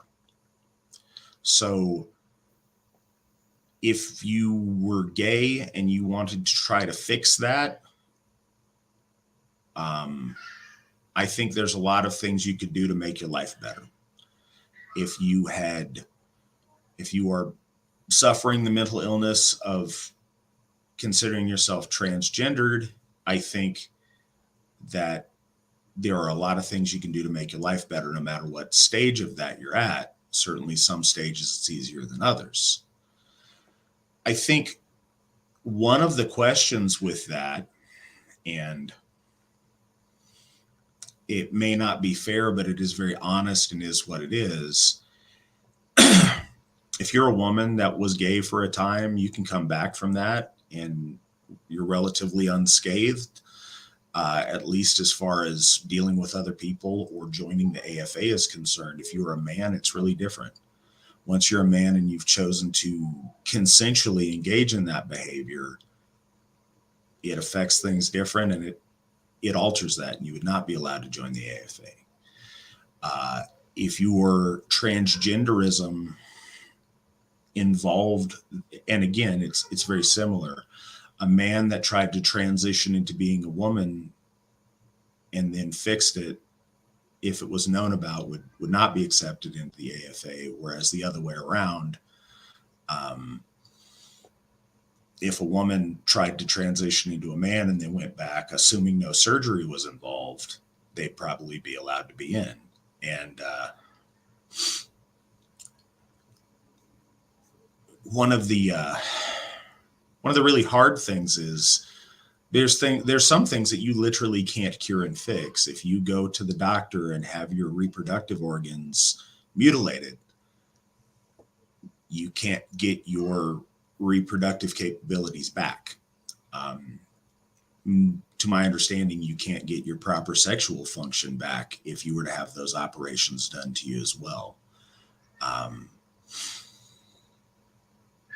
And when I talk about the homosexuality or the, identifying as a different gender thing, I'm talking about adults who are doing that out of a choice that they're making consciously, not children who are being abused. It's a very different thing. If your parents abuse you and try to raise you as a girl when you're a little boy, there's a lot of damage there, but that's not on you, and that wouldn't preclude your involvement in the AFA in any way. But it is something that probably has damage for the rest of your life, mentally and emotionally. But that's the answer I've got on it. Do you have something to add, Svan? I was just saying that the uniqueness of it in relation to the rune that we're on right now. And I know that I just like, how are you tying that in? Again, wholeness is a huge thing. Wholeness of mentality and mental health is just as imperative to the wholeness of body health. Uruz is about that wholeness, holiness, and the idea that once you start breaking that apart, there is a healing process that can come back from that. But there is also the accumulative damage and or even notoriety or infamy or whatever your deeds like kind of preclude you in certain things like that. And that's very hard to come back from amongst a community when you're trying to come into a community. So, you have to take that into consideration, that community is looking at you and they have the right to measure your deeds that you committed before you try to join it. And they determine whether or not that is there. And that's one of the biggest reasons that perspective of wholeness of mind and wholeness of body is very, very important and should be considered. If you are that person, or let's just say you're not that person, but you're surmising it about someone, that's something that they need to consider before they try to enter a community that is, spiritually and physically and mentally united as one. Then you become kind of an anomaly that has shown it. And again, there is a lot of debris left in the wake of modernity. Modernity has churned people out, churned children up. There's lots of horrible things we could talk about. There's good things of modern stuff, but there's a lot of bad stuff. And so coming into a community that's seeking that wholeness of the soul, the mind, and the body, and you exhibit, again, scars and mentally scars, physical scars, spiritual scars, that community has every right to look at you and judge how they're going to accept you, if they can accept you. And that's an ever-changing basis, because people that come into our community, sometimes it's not fully known when you have somebody who has a mental problem or a spiritual problem or a physical problem. It's not fully known, and the knowledge of that is ongoing. And if things change, it could also present itself to be you may be accepted, and then suddenly it's like, no, wait a minute, there's something clearly wrong, and you get ousted out again. So it's entirely based on the community at large and their ability to protect and maintain their integrity. And that doesn't just happen at the gate too. There's a lot that happened before you showed up, and there's a lot that could happen after you enter in, and all of that could lead to acceptance or expulsion. Absolutely. The next question: did the popular Vikings show give a boost to interest in Asatru? Absolutely, it did. Some of that interest was so. A lot of us who were around during that period when that show was very popular, immediately our hackles get up when you mention it because a lot of things were really cringy. They were full on with the, reimagined barbarism and reimagined roadkill shoulder pelt stuff and things like that. Their portrayal of our folk during that period as well, and specifically as our Gothar. Like the Gothar on that show were these strange, like mutant or lipless. Yeah, strange mutant inhuman creatures. There was a lot of misinformation on that show, but it did, awaken a popular interest in Asatru. Now it got a lot more edgy, degenerate folks sniffing around than it did yield us great people. But some great people came out of it. It was interesting. And as many things that I hate about that show, it was really nice. I remember watching the pilot episode and to see, I think Ragnar on that was having this thing on the beach where he was seeing visions of Odin and talking about our gods. And that was really interesting to see in popular culture in that way. And I don't think that we'd seen a lot of that at that point. So it did raise a lot of interest. A whole lot of junk came with the good things we got out of it, but we did get some good things out of it. What do you have? I swear by my ancestors and the holy gods, I've only seen that first episode. I have not watched the entirety of that. I've seen bits on YouTube, but never like a full after that first episode. And it wasn't because I actually have any great rejection to it. I really liked the depiction that they had of Odin and of the ascendancy of the souls of the warriors on the field. I thought it was quite nice. But I saw little bits and pieces from there on out, but I really think that what it really is, that just an observation that I had, much like when you think of Irish culture, when you think of like Irish, whether it's gangsters or perhaps British Irish, when we're talking about like Peaky Blinders and a lot of these things where you have kind of a celebration of an ethnic group in the white, like overgroup. People, I think a lot of folk who are desperate for identity because that's slowly been eroded away so viciously over time, they gravitate towards these things. And oftentimes they don't do it under the idea of coming into it with piety and with faith, or they do it at first and foremost as a form of rebellion. And that's not always bad, but oftentimes that next step isn't something of good production. It's usually more rebellion, and then it's like, why are you guys doing this, and why are you doing that, and that's not what Ragnar would do. It's like that kind of mentality that. But there are people that have come into it, and then they understood. Oh, our ancestors, they had a lot of different ways, and now looking at historically, we see them as they're wearing bright colors, and they've got gold, and they're speaking poetry, and they're not covered in mud 24 hours a day. I remember people arguing about arbitrary things like they didn't dye their hair. Yes, they did. They absolutely dyed their hair. And but then they're not talking about the mouth of Sauron Gothies that are like spitting black blood. And like, I was just like, nobody's talking about that at all.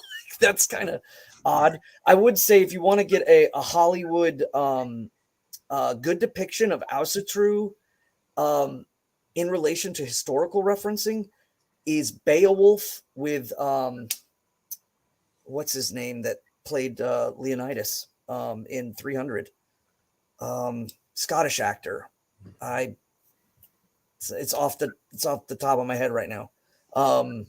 He was in a rendition of Beowulf, and again, it goes into modern sense where suddenly the humans are kind of the bad guys, and the bad guys just misunderstood. It does de-evolve into that, and it also makes a play that Grendel is a Neanderthal, so it goes into that. So I'm just warning you now.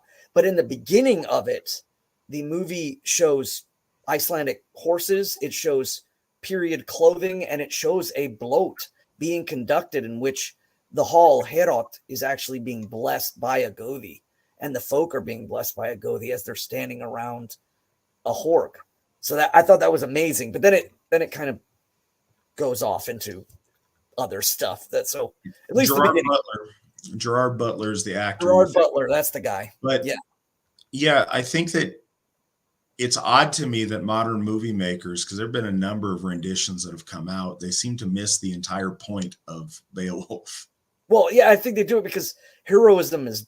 I mean, even they made reference in it in the Beowulf animated one that the heroes are dying, but in a way they're kind of facilitating that understanding that the age of heroism is dead, and modern martyrs. They miss all of the key points of it, unfortunately. But just a random side note, if you haven't read Beowulf, read Beowulf. It's amazing. It's fundamental. It used to go without saying that you were familiar with it if you were involved in Asatru, but that has not been the case for a while. It's absolutely some core material you should be reading. Historical note, I was off by a couple hundred years. The last Aurochs died in Poland in 1627. Yeah. I was going to say the 1600s, but I couldn't remember. And But the next one, and do you think humanity is going too far with all this new technology like AI, artificial intelligence, since it could come to live and destroy us, and with things like how it could, I'm not sure if that's a typo or if I just am unfamiliar with that term, MAJE, art for humans. I don't know. This is written like it's an add-on to an. All right, there we go. That's where it's an add-on to the question. That's where I'm. All right, cool. My scrolling. I apologize. So this question is from Finn Wraith, and I won't mess it up. I'll ask the first one first and then the second one. Do you think people bringing back animals that have been extinct for thousands of years is unnatural? Absolutely, it's unnatural. Air conditioning is unnatural too. I think that it is worth asking if something is natural or not, but I think the why it is or it isn't is very worth asking. And I think that does touch on what I did mention earlier. If it's an animal that went extinct due to natural environmental causes, untouched by human hands, that's one thing. And that may be right, may be wrong, maybe whatever, but that is a different kind of unnatural. If humans are the cause of an extinction, doing what we can to fix what we broke, I don't think that has the same level of unnaturalness. And I think that the cause is reasonable to consider. Just like technological advancements, by their very nature, are all unnatural to one degree or another. There's some that are unnatural in how fundamentally wrong they are. And there are some that are unnatural because it's, us innovating and creating our own things instead of just nature. I mean, clothing is unnatural in the most puritanical sense of the word unnatural. But to your next question, and do you think humanity is going too far with all this new technology like AI, artificial intelligence, since it could come to life and destroy us and the other things?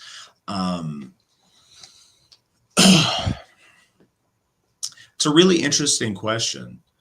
It making Hank Hill do covers of other people's music is fun and entertaining.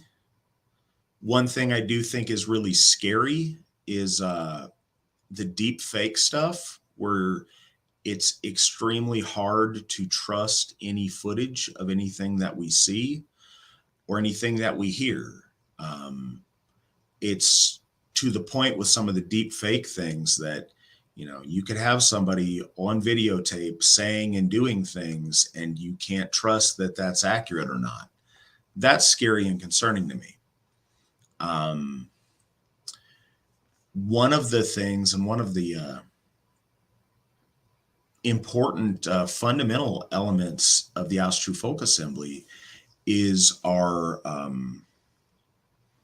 desire to explore space. And Steve McNallen has always been one that thinks, and this is true, in order for us to be eternal as a people, we would need to escape our solar system and branch out to different solar systems, because at some point the sun, you know, will die, and when the sun dies, life on Earth isn't going to be possible. So that comes to this: if we're going to travel those distances in any way that we currently understand, an amount of artificial intelligence becomes important.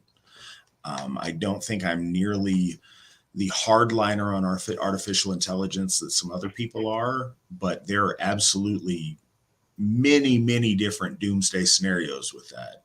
We've all seen Terminator. As entertaining as that is as a film, the concept makes sense. Those concepts make sense in a lot of ways.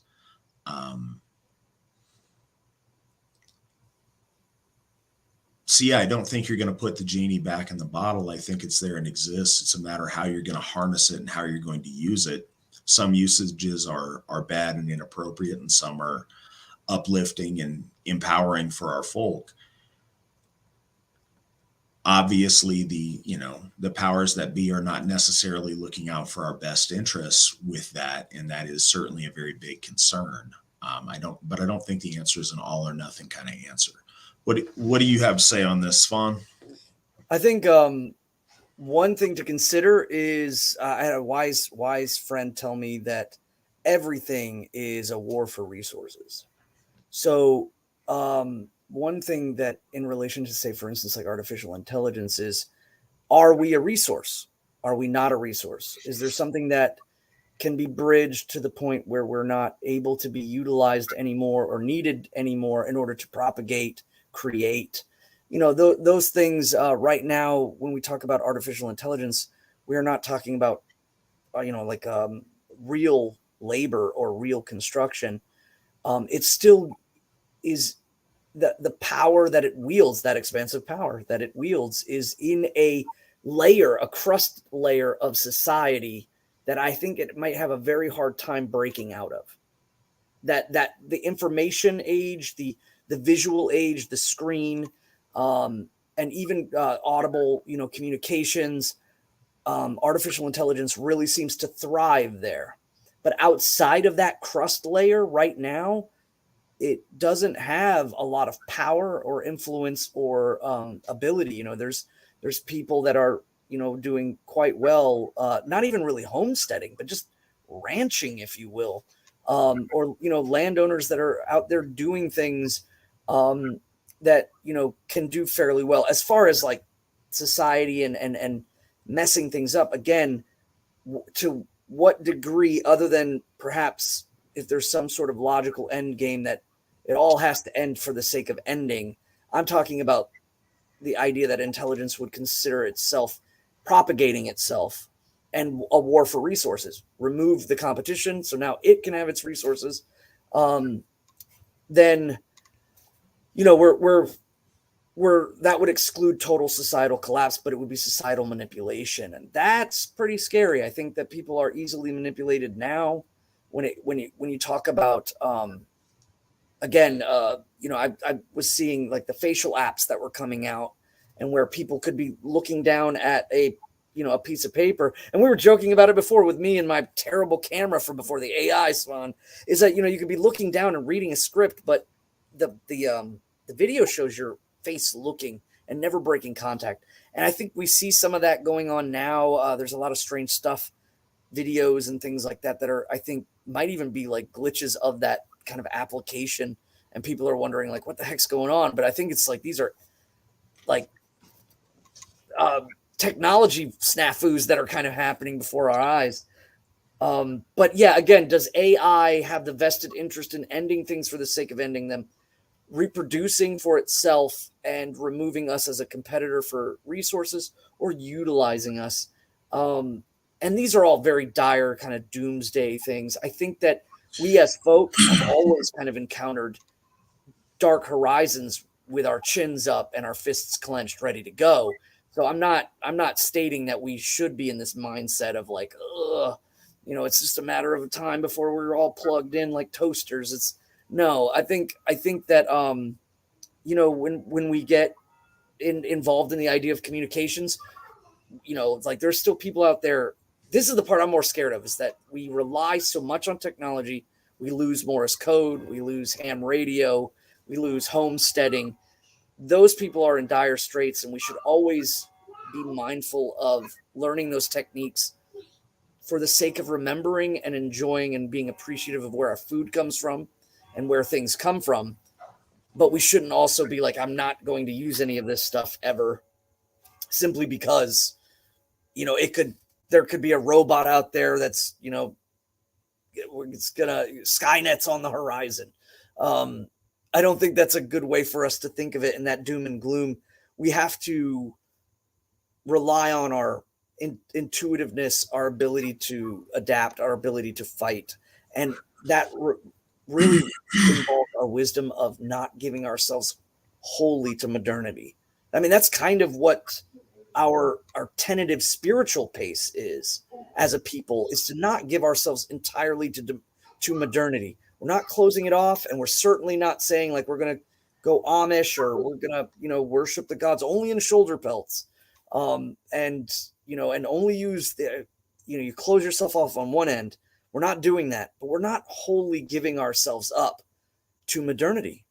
And that means that we are pacing ourselves in an understanding of, what we can do next. We have to be adaptive. A lot of this came about too. I saw this when we were talking about, like, is there somewhere in the lore for there to be beards, or to stand up against the vax, or what have you? And the ultimate answer to that is no. In the lore, there isn't anywhere stating, and we know our ancestors shaved their faces and didn't shave their faces for multiple reasons. There's nothing in there which Odin decrees that you have to grow your beard out. Again, there's nothing abstaining from health. The usage of health systems to help you live longer and better lives with a higher quality of life. We don't want to shun that either. But you have to have the ability to say, no, I don't want that. We have to have the freedom to say, I don't want that. And that requires us to not wholly give ourselves up to the modern. We should be able to go forward when we see fit, and to dig our heels and say, wait a minute, this is not in right with our people. This is not right with our souls. This is not right with our minds. No. And, and be willing to fight. If that's the case, where we stand up for ourselves. We actually don't say, well, you can see right here in clause text paragraph here, I'm supposed to grow my beard. It's like, no, you do and give oath to what you're doing as in the military. So that in that case, you relinquish, because there isn't. But then there's other things where it's like, no, I don't want things, in my body. I want to be able to stand up and say no and do that, or at least have the freedom to do that. So we need to have that back and forth. We need to have the both paths. And I think closing out and saying it's Skynet and Elon Musk head drones coming out with laser beams, we can't say that's going to happen. We can utilize a lot of this too. I mean, the information age with AI is starting. It's on a cusp, or it's on a dawning of a new way in which we can formulate a lot of information and pass it down, like which we may never have before. But at the same time, being able to dig that heel at a moment's notice when it's like, we're not okay with this. That's within our rights. That's within our spiritual right as a people to do that. All right. Next question. If you were asked to say grace at a dinner hosted by a Christian, what should you do? Refuse, or is there an appropriate prayer one can offer?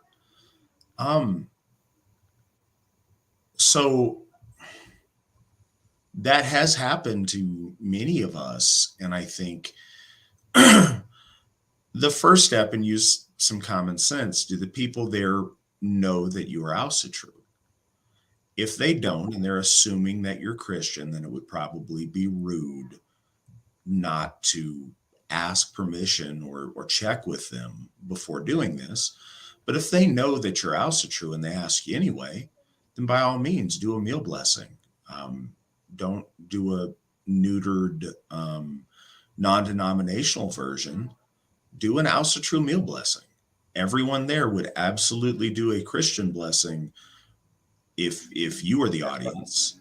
So that's an opportunity for you to show actual reverence to our gods. And there's many ways to do it. Svan, do you remember Alan's one that he does? Yes, absolutely. So Svan will tell you Alan's here in a second. I tend to, whenever I pray in general, just kind of do it from the heart a little bit more. But traditionally, we've done things in the sign of the hammer, the holy names of Odin, Balder, Frey, and Thor. May this food be blessed. May these folk be blessed. May it bring us closer together. We give thanks to the folk who prepared this for us, to the animals that gave their life that we might be sustained, and then, hail the gods. And I think that's a completely appropriate thing to do in any occasion when you're asked to give an opening prayer at a meeting or a meal blessing at a dinner. It's easy to say that, but I understand when the spotlight's on you, it's often more awkward. But I think the more of us that do that, the better we are. And I think refusing misses that opportunity. Svan, what are your thoughts? And can you share Alan's meal blessing with Absolutely. I think, if even at so another thing that would be, I think if say, for instance, if somebody maybe new to Asatru and they come in to my house and, we sit down at a meal and all of a sudden the whole family starts saying out a food blessing. Why are you doing it like the Christians? Like, that might be the first thing that kind of pops up into their head. But that's what we do. We give thanks all together. I think that's a good thing. I think it's also a nice thing to say, if there's something that works with other people and it can work with us, then there is no reason to reject it, especially in the idea that we are giving total reverence to the gods and the ancestors and where the food comes from and why the food is there to begin with. If you're doing all of that and you're taking that moment, our ancestors did it oftentimes overall before they conducted a holy meal. There's nothing saying that they did it for every meal, but there's nothing saying that they couldn't or they wouldn't, or they, again, it's picking and choosing. We know that they did meal blessings before large feasts. So, the usage of if you're being asked and they don't know you're Asatru, I think that at that point you might as well just roll right into it, because again, anybody of any other equivalency of religion would do just the same. So there's no point in holding back in that regards, giving thanks to the holy gods, giving thanks to the Aesir and the Vanir and the ancestors and the Landvatir that helped with, protect the food and cultivate the food. However you want to do it, go all out. And then if people have questions, they might lead to a great conversation. If they don't, it's on them. This is your faith. If they do know, I don't think there's any problem with that. I have kind of been at meals where one side of my family is Catholic and the other is non-denominational Christian spiritual, and then my family is distinctly Asatru, and they just know if I'm going to lead the food prayer, that's what they're getting. But yes, the food prayer that I like to use, the reason why I like to use it is because of the ability to teach the children about who we consider important in our spiritual landscape. We consider the gods and we consider our ancestors to be very important. So when I first heard this food prayer from our law speaker, Witan Allen Turnage, I fell in love with it. And during COVID, I actually, I fell sick from COVID and I was upstairs, and my son coming up beaming with pride as he led the family on saying the blessing of the food struck such a chord. I recorded it and I sent it to Alan, and just to let him know, like, this is what you've done. This is something that you may not have even intentionally thought of when you were doing this, but now look how your fame is growing. Sometimes with the seeds you don't even think are going to grow. But yeah, the food prayer is, we bless this food to might and main our bodies need to fill, to keep us hearty, whole, and hale, so we may work our will. Ancestors, guide us, walk beside us, help us in our needs, keep us on the path that is true, because we are our deeds. Hail the gods. And generally, like my youngest he's starting to learn it already, and he can repeat it with us. He's not saying it with us totally, but he's getting there. And of course, sometimes he just likes to rabble rouse and yell "Hail the gods" at the end, because that's his favorite part. But what this does is it has brought our family together. It has built our entire day around the idea of when we're going to have dinner, when I'm coming home from work, and when the children need to settle down and TV screens are coming off. It has created its own ecosystem, and it's all culminated in that line, in that prayer. So I think there's some benefit to it, perhaps for the modern folk, in modern usage of it, and in general. I've heard some great prayers from all the Gothar and Givyas that I've been present when they're doing food blessings from the heart. So if you feel that memorizing something might not be good for you, that's fine too. But I think that there's a huge amount of usage in it, and I think there's a lot of people asking for it. What do we say during meal blessings? Well, say this. It is good. Absolutely. Our next question is, what is the AFA's opinion on body modifications such as tattoos and piercings? Don't look ugly. Honestly, this is one of those things that is a tremendous gray area. The AFA doesn't have any specific policy on tattoos and piercings. That is a fashion choice. We live in a time and place where it's very prevalent, and some of those things aren't easily fixable or reversible. If you regret them down the road, or find yourself in a different group of people and want to change your tattoos, you kind of got what you got, or you're in for a long process. The biggest thing with everything else, with dress, with anything else, the AFA standard that we push for is we want our people to look their very best. That means different things in different circumstances. I think dressing your best is really important when you're able, especially when you're doing religious rites. But I mean, you may have seen at the beginning of the broadcast when I was doing religious rites at Sigerbloat, I was wearing a tank top and shorts.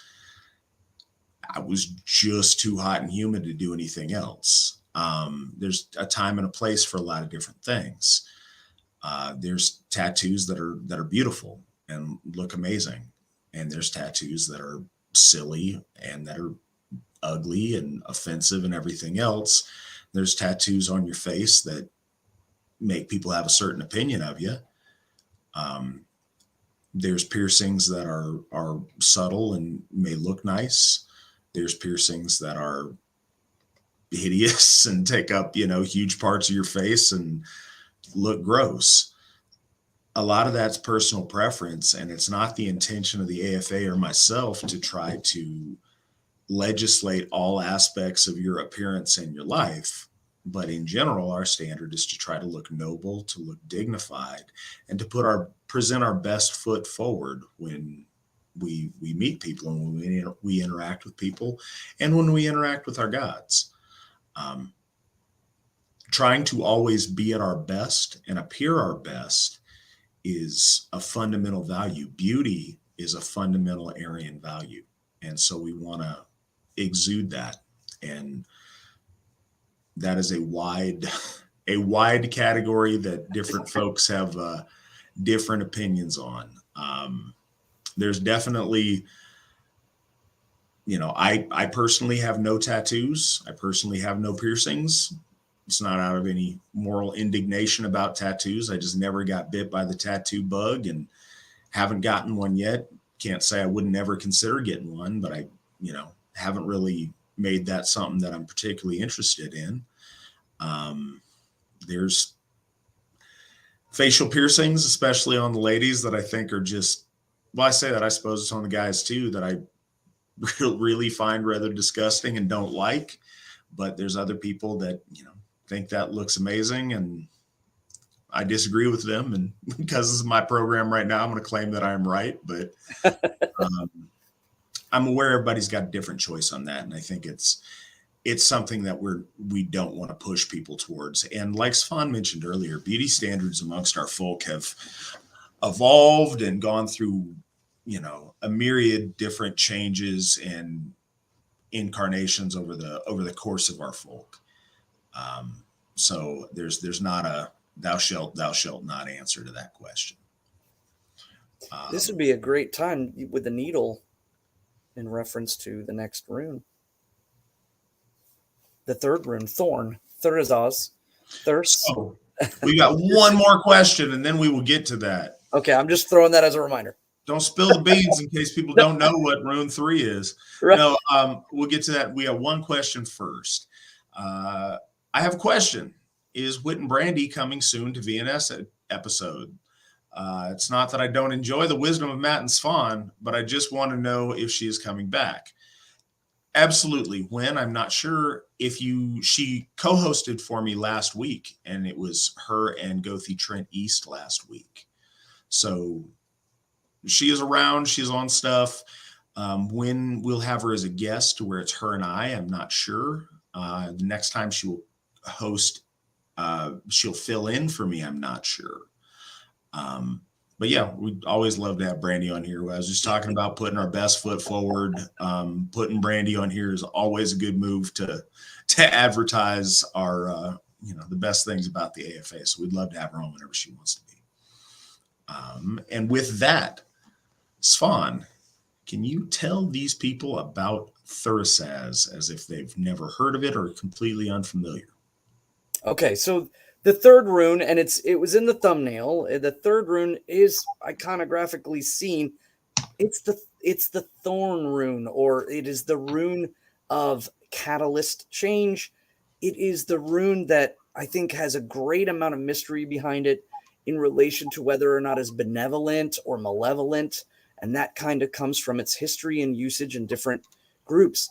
But this rune is referred to as Thurisaz, and Thurisaz is more in direct translation. When it's compared to, say, Gothic, it actually means the strong one or the beneficial one, which is odd.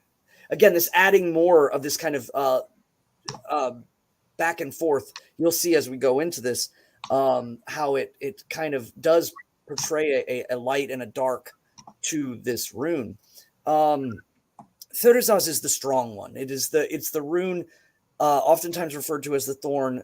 That's predominantly from the Anglo-Saxon. And the usage of thorn motifs in our stories is prevalent and enough where it's mentioned enough, holding its weight culturally to have a significant meaning, especially in relation to, say, like the sleep thorn, or if you're into reading more of the lore, Skirnis Mall, which is the story of Lord Frey sending his emissary, the glinting one, the shining one, Skirnir, ahead of himself as an emissary to his future bride. There is references again there. And in those references, both of them, one is involved into great torpor slumber, and the other is absolutely a like malicious attack.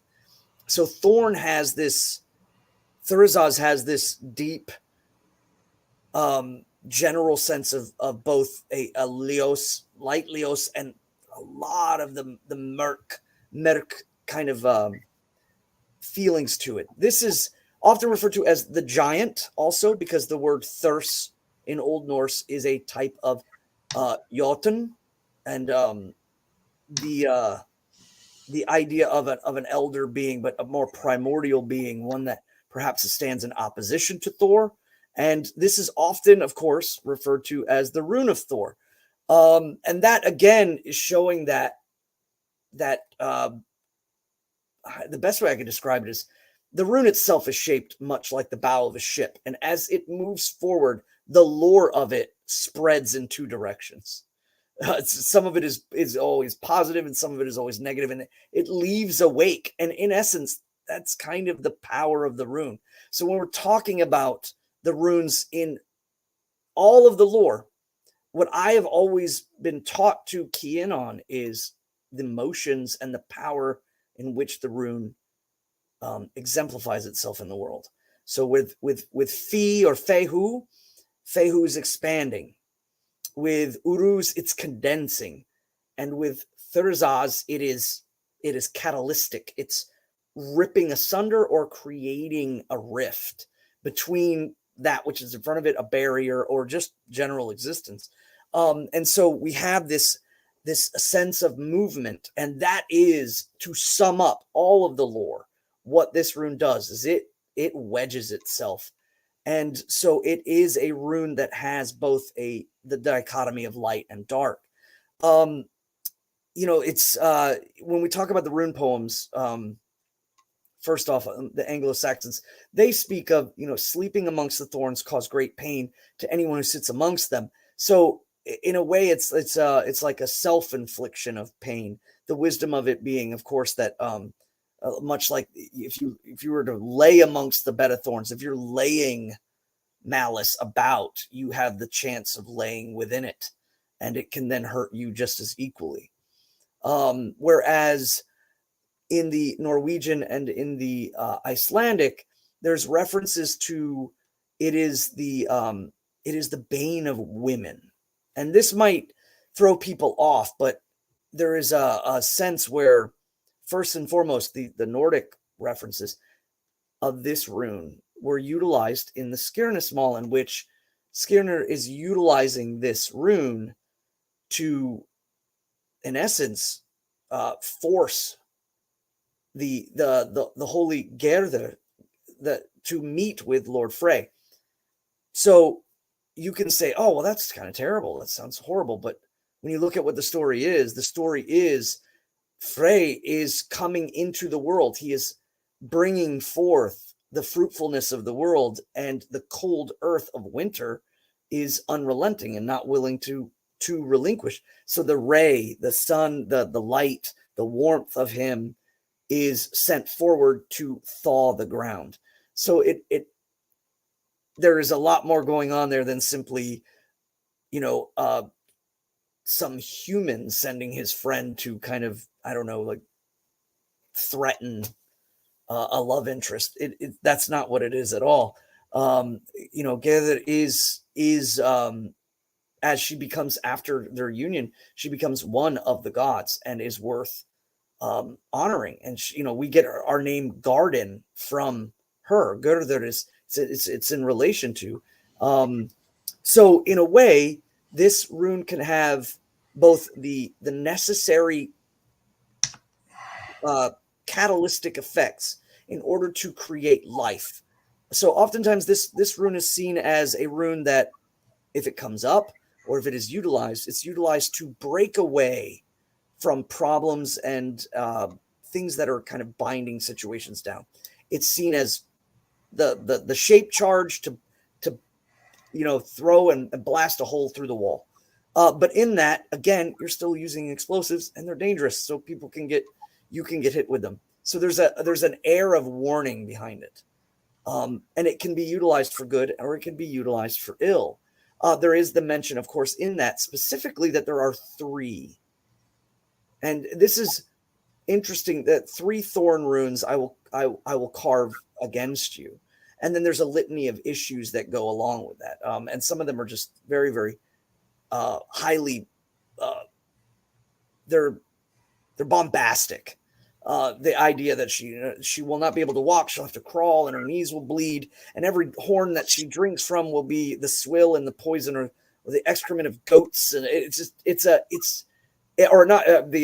the urine of goats. It's a bombastic kind of poetic moment in which there's like just so much dread in the carving of the 3 runes, the 3 thorns against Gerther, that she finally relents and says, okay, I'm not going to mess with this. We're not going any further.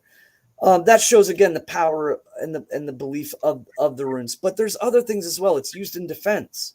The carving upon the shield in order to fight against or break the blades of your enemies are associated with this rune. So Thurisaz is a rune that I believe, in my usage of it, has always been either to purge and to create growth, to start to break stagnant existence, and to spurn on growth. And oftentimes that can be painful as things start to move. The other is clearly in defense. When someone is moving against the idea of placing up this energy to keep them at bay is also. So again, the dichotomy, that wedge, there's movement forward and breaking barriers, and then there's these stabilizing and creating barriers. So Thurisaz is a very dynamic rune that constantly shifts between the give and take, the push and pull, the projection of protection, and the reception of injury. And so the rune itself is oftentimes in divination is seen as a cathartic rune. In if it's read positively, if it's read Leos, and then it is seen as something of a necessary change that's going to come, and it may be painful, but it is necessary. And then other times when it shows up in Merk, oftentimes it's a poisoning or a slumbering or a self-infliction, oftentimes indicative of experiencing violence, or it can be very, very drastic in its meanings when you read it in relation to other runes. So that is one of the why I think most notable rune Vitkis that have written books have always spoke about this rune with great care, with great caution, because it is the first rune where you start to get the motion isn't out or in, it's through. And that is that's again can be dangerous. So the sound of the rune is the TH sound again. So as before with Fehu, it's the F sound of the lips. The Uruz is the U. It's the first of the vowel sequences in the first family of 8. It's the first one, so it's an open mouth U. Sometimes utilized in writing, or the typical U usage of whatever your native language is. And then this one is the TH sound, and even in its mouth shape, it is the protrusion between the lips. It's that thorning between, and so it has that kind of sense of, the only way I can again explain it is like a bow of a ship cracking through ice. There is light and there is dark, but it is clearly separating that which is, or dividing and creating systems in which it formulates, and it formulates through breaking things apart. And this is often associated too with Ymir. Ymir is, of course, the primordial Jotun of the middle. A lot of people get that confused. They don't think about the Jotuns of Muspelheim or the Jotuns of Niflheim, but there is the middle in Gnungagap, there is Ymir, and Ymir is often associated with this rune as well.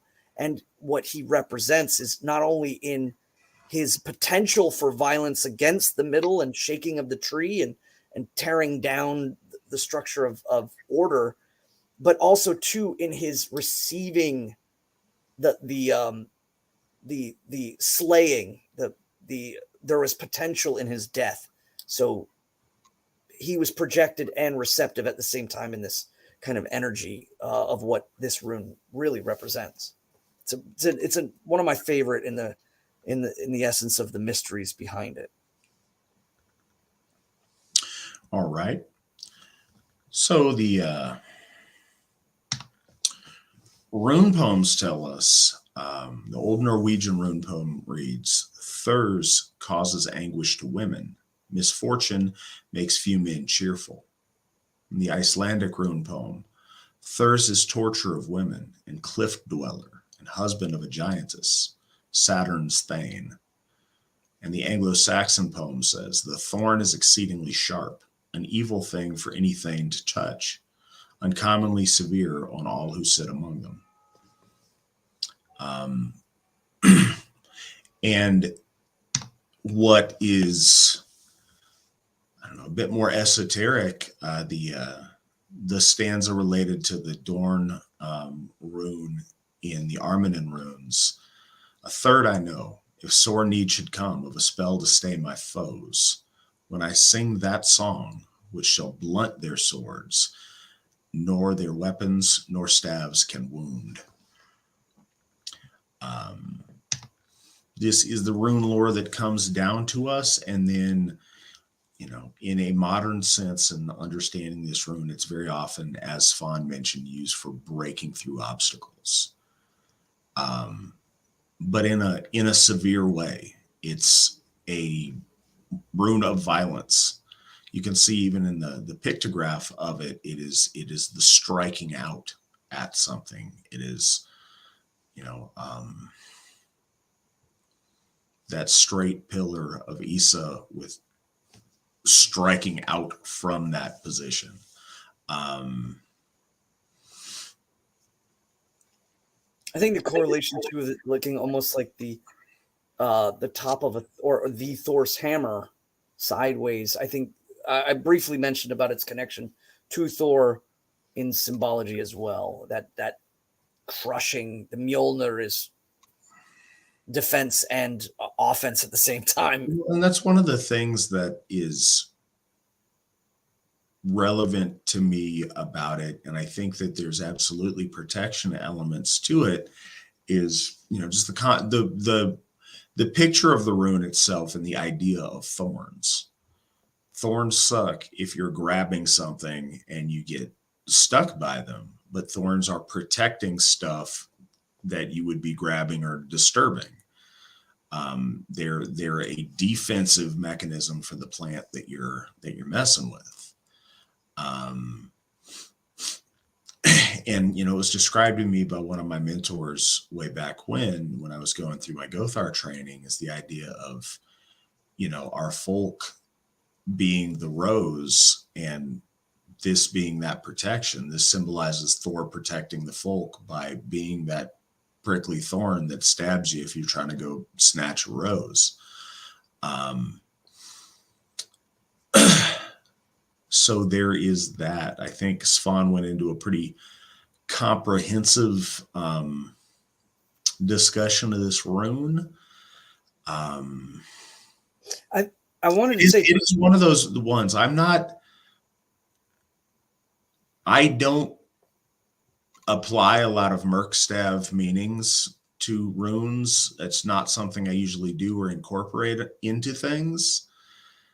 This rune, Hagalaz and Nauthiz, are the ones that I give a certain amount of caution to that way. I will say that. What were you going to say, Svan? I was going to say that the dweller in the rocks that was mentioned in the Icelandic, that's worth noting. That's again reference to the thirst or the Jotun or the kind of primordial, primitive, destructive forces. And I think that leaning towards the bane of women or the the lament of women is, I think, in reference to both in the Nordic stories, what they may have known too at the time was, again, the usage of this against Gerður, and also the usage of this as the sleep thorn on the Valkyrie Brunhilde, or Brunhilder. And so again, there's two references in which it's kind of angled at the feminine. So this is also seen as deeply a masculine rune.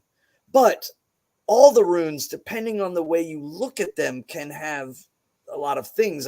Again, perfect example. The first rune that we talked about, Fehu, I remember early on, back in the 80s and 90s, people were talking about this is Freya's rune. And where they got that, I think was on their own, if at best, but simply because it started with the F sound.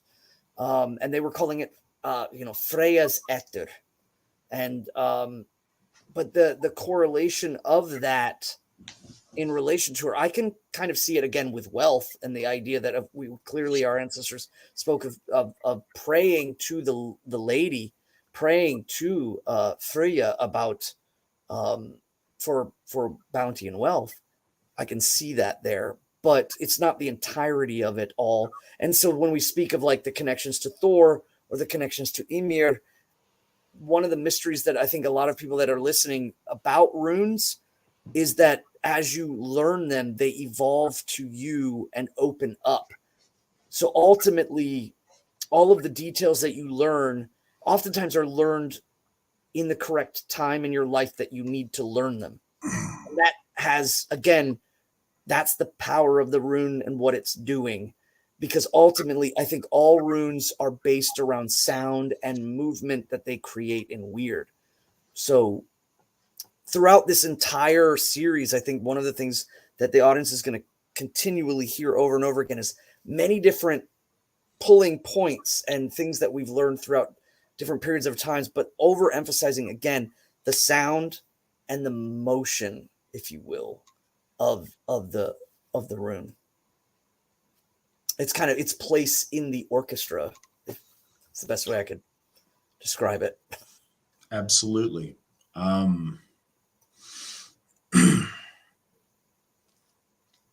And with its correlation in the Armanen system and in Odin's rune songs, the idea of this force of striking out to where it's invincible in its striking out, to where the foe can't cut you and can't hurt you because you've got the berserker gang going. I think there's an element to that.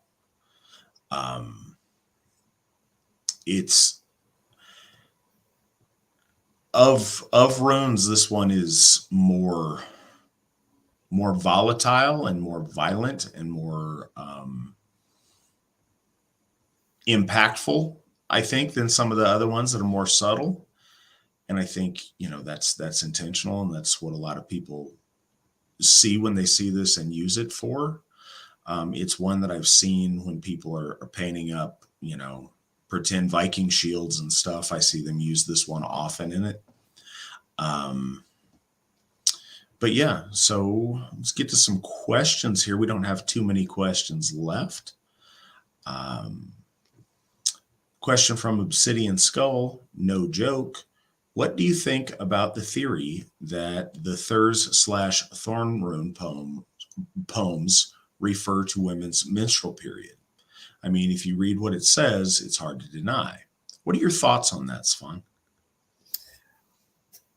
There is, when the story of Thor crossing and the Jotunus is trying to flood the river, it's mentioned that she uses her magic, and it's kind of, again, alluded to that she uses her blood, but they don't specify the blood, whether it's from a prick, from a thorn or a knife, or if it's from her bodily fluid.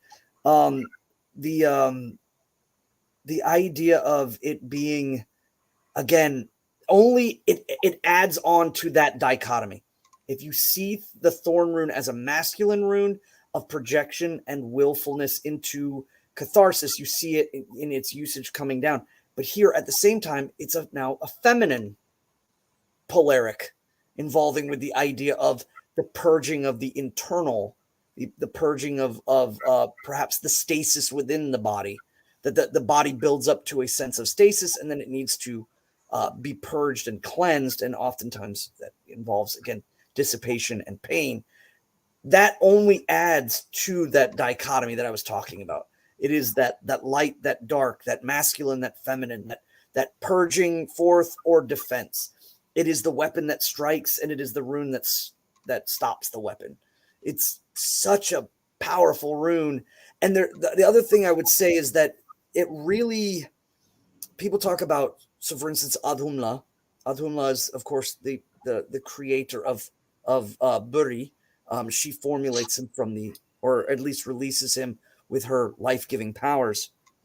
When we talk about, like, say, Fehu as being Adhumla, that's interesting just in the sense that Adhumla could be a Nordic late name, and it means one without horns. It's a benevolent cattle, one that does not seek to gore you, but the symbol clearly shows the horns. So a lot of people have taken this as to kind of telling a story that there is Adhumla, or that there is Muspelheim and Niflheim. There's Adhumla and there's Ymir. There's this benevolent, giving life force and warmth, and then there's this growing, vapid force of strength, but hasn't moved yet.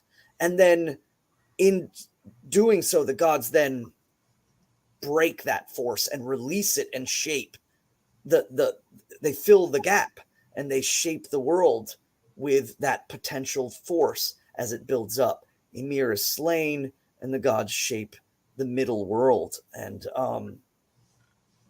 so there's some people believe that there's a story, but whether or not it's like Muspelheim and Niflheim and this rune represents Ymir, or whether Ymir is represented in Uruz, these are the mysteries that I don't think there are people that have great knowledge that have led down roads of theorizing this, but we're still, I don't think it's 100% that anyone can say in relation to the symbology of whether or not it's, where their meanings lie. It's just that, again, it shows this motion and what that motion does, what that motion creates. The ideas that the runes have power, and they're already starting to create a kind of motion around them, whether it's expansive or condensive, or in this case, creating a wedge, making that light and dark, and filling up those oppositional and juxtapositional forces all in one moment. I think that, again, some of the biggest and clear cut are right out the gate with the first three runes. All right. What is the opinion of this assembly on the Orlinda book, might I ask? So I've tried to look into that more, since so many people are asking.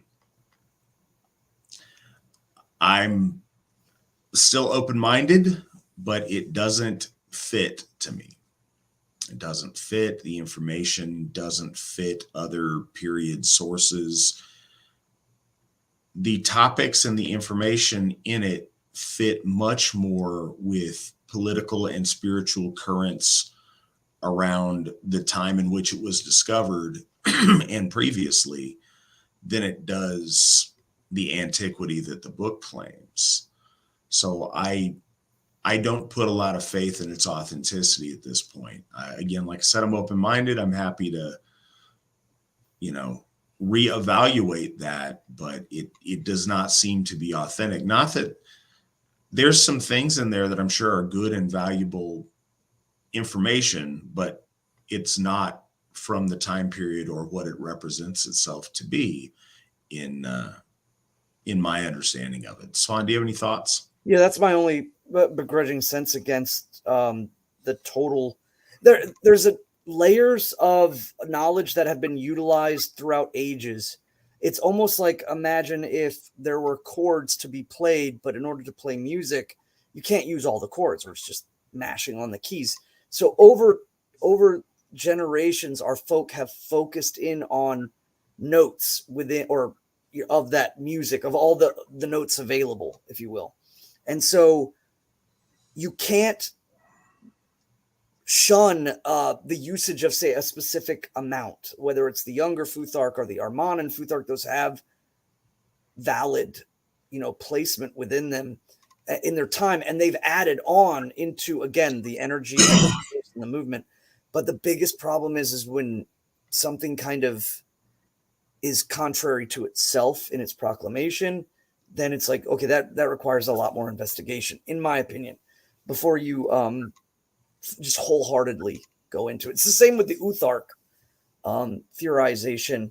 Is I really think that, like when we look at the ciphers of the runes amongst the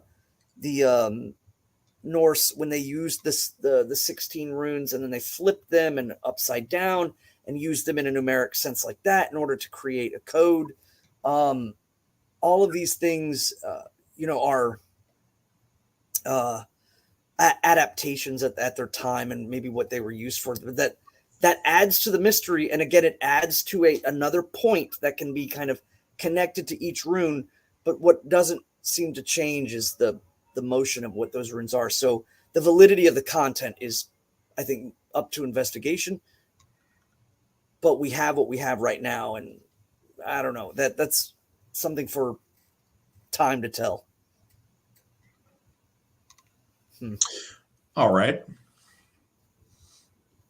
So, what do you think about the old Swedish rune poem version of Thurisaz, as it is called Thor's, Swedish for Thor, not Thurs? The poem says Tors is woman's torment. The poem says Tors is woman's torment. What are your thoughts on that, Svan? Well, and again, the meanings and things, like we know there's a great distinction between like Thor and Thurs in Old Norse, but Tors is clearly kind of like what is used in Sweden as the name for Thor, and just as much as Thor, not Thor, but Thor is used in English.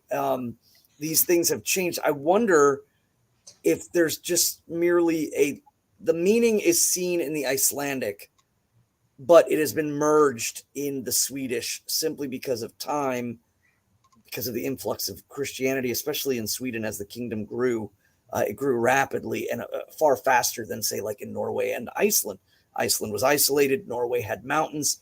But Sweden was very much established as a kingdom with the Geats, with the Svear, and with the Gotlanders. So when they started to establish things, I think their language too facilitates that kind of layering. And so it's just I'm not making a proclamation, but I feel that that's a layering that happened that got lost in translation. That the usage of the word Tor, and I mean, I could say like, oh, it's nefarious. They used the chance to make Thor into a nefarious sense against, good Christian women or something like that. I'm not saying that at all. I just think linguistically it layered itself and became, the meaning was originally Thurs, but they laid Tors on top of it because the implication of it is still crushing violence, defensive sense, or something of that. I think it's a linguistical oversight that happened over time, and it was probably facilitated because of the area it was in. Again, because of the ease and the structure. The Danes and the Swedes have always had their kingdoms a little bit more forward and organized than every other Scandinavian country. But the Icelanders, linguistically, because they're isolated, managed to keep a lot of the meaning of things clear. And the Norwegians, again, with the mountainous regions and things like that, they moved a little bit slower than like the Swedes did. But the Swedes' language probably rolled so fast it just rolled together. that's just my kind of observation of that. I don't know if there's any sort of esoteric meaning. You know, I've often wondered about that just in relation to Thor and Tor in its usage and how we use the name Thor as opposed to like Thor or Thunor amongst the Anglo-Saxon, or, you know, Thunor or Thunaraz or Thonaraz, and all the other kind of reconstructed ideas of what it might be. Language is funny that way. Again, if you go back with it, you could say, does Thonaraz mean Thor, or does it mean like a giant, or does it mean, again, the value of that word? What does it mean, even if we were to go back into the reconstructed sense? So I don't know. All right. Our final question. Have you read Hamlet's Mill? And if so, what are your thoughts about it? It is a book I personally hate, yet I have read it 18 times. It is a fascinating but intentionally hard read. Svan, have you ever read Hamlet's Mill? No, I've read Hamlet, but not Hamlet's Mill. It sounds familiar, but I can't place it. The fact that it's vexed you and you've read it so many times, that definitely piques my interest. I kind of like to hit things that, again, like a thorn, constantly kind of digging. It spurns growth, spurns thought. I want to know why you hate it so much, to be honest. I see a question over here too. The spelling Vikya. Vikya is Vikja, right? Is that what you were going with before? I didn't know. On the translations, when we were talking about translations, Vikyalaus. No, I'd have to go back and look. But on the Hamlet's Mill question, I have not ever read it, but I've heard it referenced a number of different times, and I'm kind of interested to read it.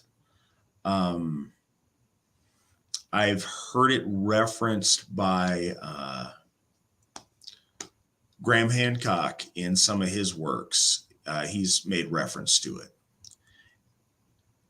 And so I'm curious. It's kind of a subject that I'm interested in, so I will definitely check that out and, hopefully have something a little bit more to say about that down the road.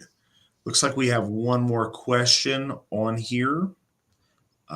Question being, what do you think about the old Swedish rune poem for you? The name of the rune is Ur, but it's been translated as the storm is the worst weather or the rain is the worst weather. What do you think about that, Svan?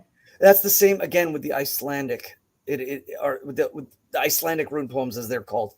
Ur is like foul weather, is the usage that they're using it in. So it absolutely correlates again to the Icelandic rune poem, in which they're talking about like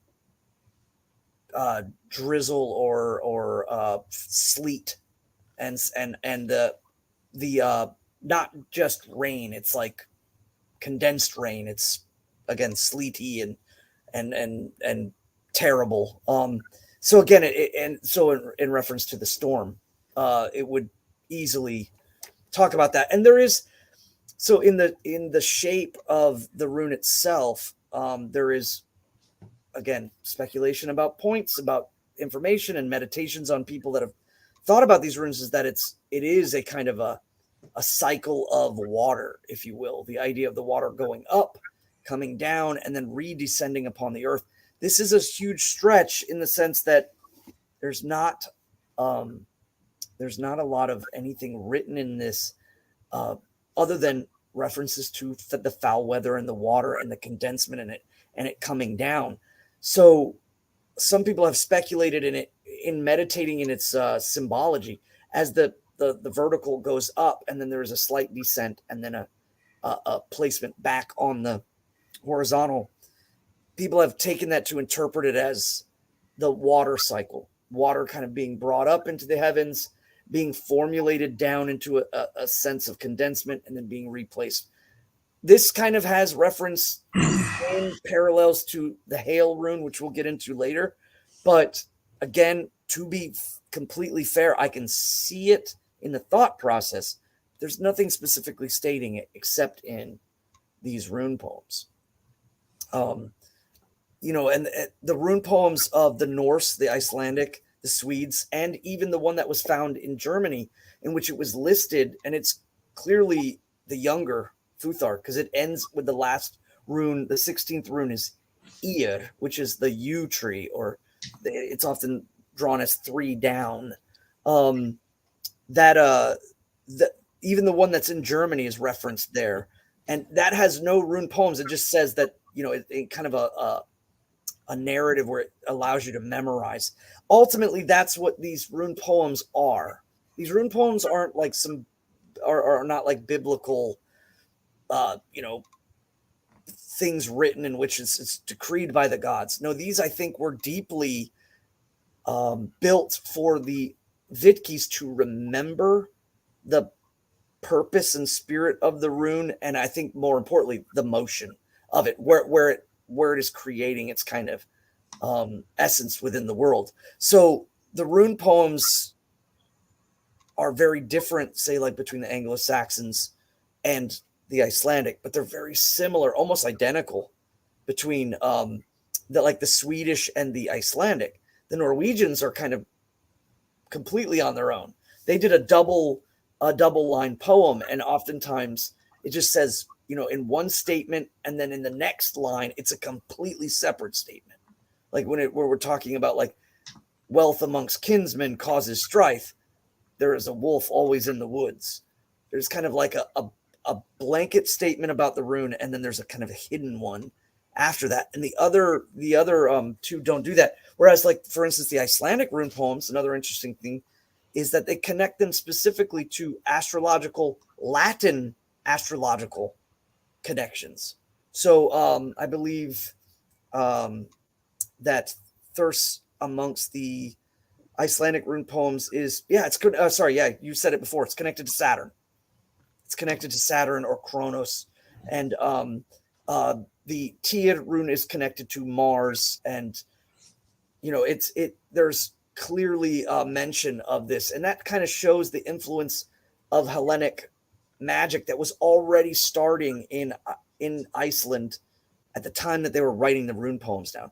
That's why I'm not surprised when you see like the runes like the Helm of Awe or the Vigvaser, and how those are clearly post Viking age, and they're influenced by talismanic magic of the Hellenic orders. But that was already starting even in the rune poems that we read from Iceland, because they're already making mentions of like poignant astrological and Hellenic tenets. They're already kind of throwing it in there. So to think that, could that be? That's your first clue right there. It shows that line of thought. So because the Nords were they moved around a lot. They, many of the folks that were living in Iceland had been to Byzantium, and or had been to Greece, or had been to Libya or Spain or France or England. And so, finding the younger Futhark in a poem in middle Germany, Switzerland, and it being very similar to the Swedes and the Icelanders doesn't surprise me at all. Really, it just seems odd when you look at it, but yeah. Yeah, I think it's important that we read and go over the rune poems, but they're not holy writ. They're, A is for aardvark. Like a lot of them are not necessarily meant to convey deep magic of our ancestors, but they're another source that might, and in some cases does, give us a valuable glimpse. But yeah, so concludes our first episode on runes. Was a short episode for us. I don't think it was a short episode for humans generally, as 3 hours. Right. I appreciate you guys. I appreciate all your questions. Again, if you like it, like, share, subscribe on any and all of these platforms. But yeah, I appreciate you guys participating. And as always, I appreciate you coming on here and sharing your knowledge, Svan. It's us, one of the areas you excel in certainly is linguistics. And I know our people find that fantastic, as well as all the great runic knowledge. So, and I know we have some of those questions like locked in on the private chat side. So I hope we can go back and answer maybe some of those questions that, like, again, relentless in Old Norse. well, yeah, there's a couple of them we wish we had better. And, all you guys get on here often and ask our opinions on specific things that sometimes we haven't read or aren't familiar with. I know it's anticlimactic to have our answer be, I don't know, never heard of it. But those, I have found myself going and looking after those things and trying to look into them. Svan and I are both always, we're very intellectually curious on these things, especially about topics that we care about. So your guys' questions, even if we don't have a good answer, we do try to go track it down because it is fascinating to us. Thank you guys so much. It's been great talking to you guys, and I will speak to you again next week, if not sooner. Hail the gods, hail the folk, hail the AFA, and remember that victory never sleeps. Hail.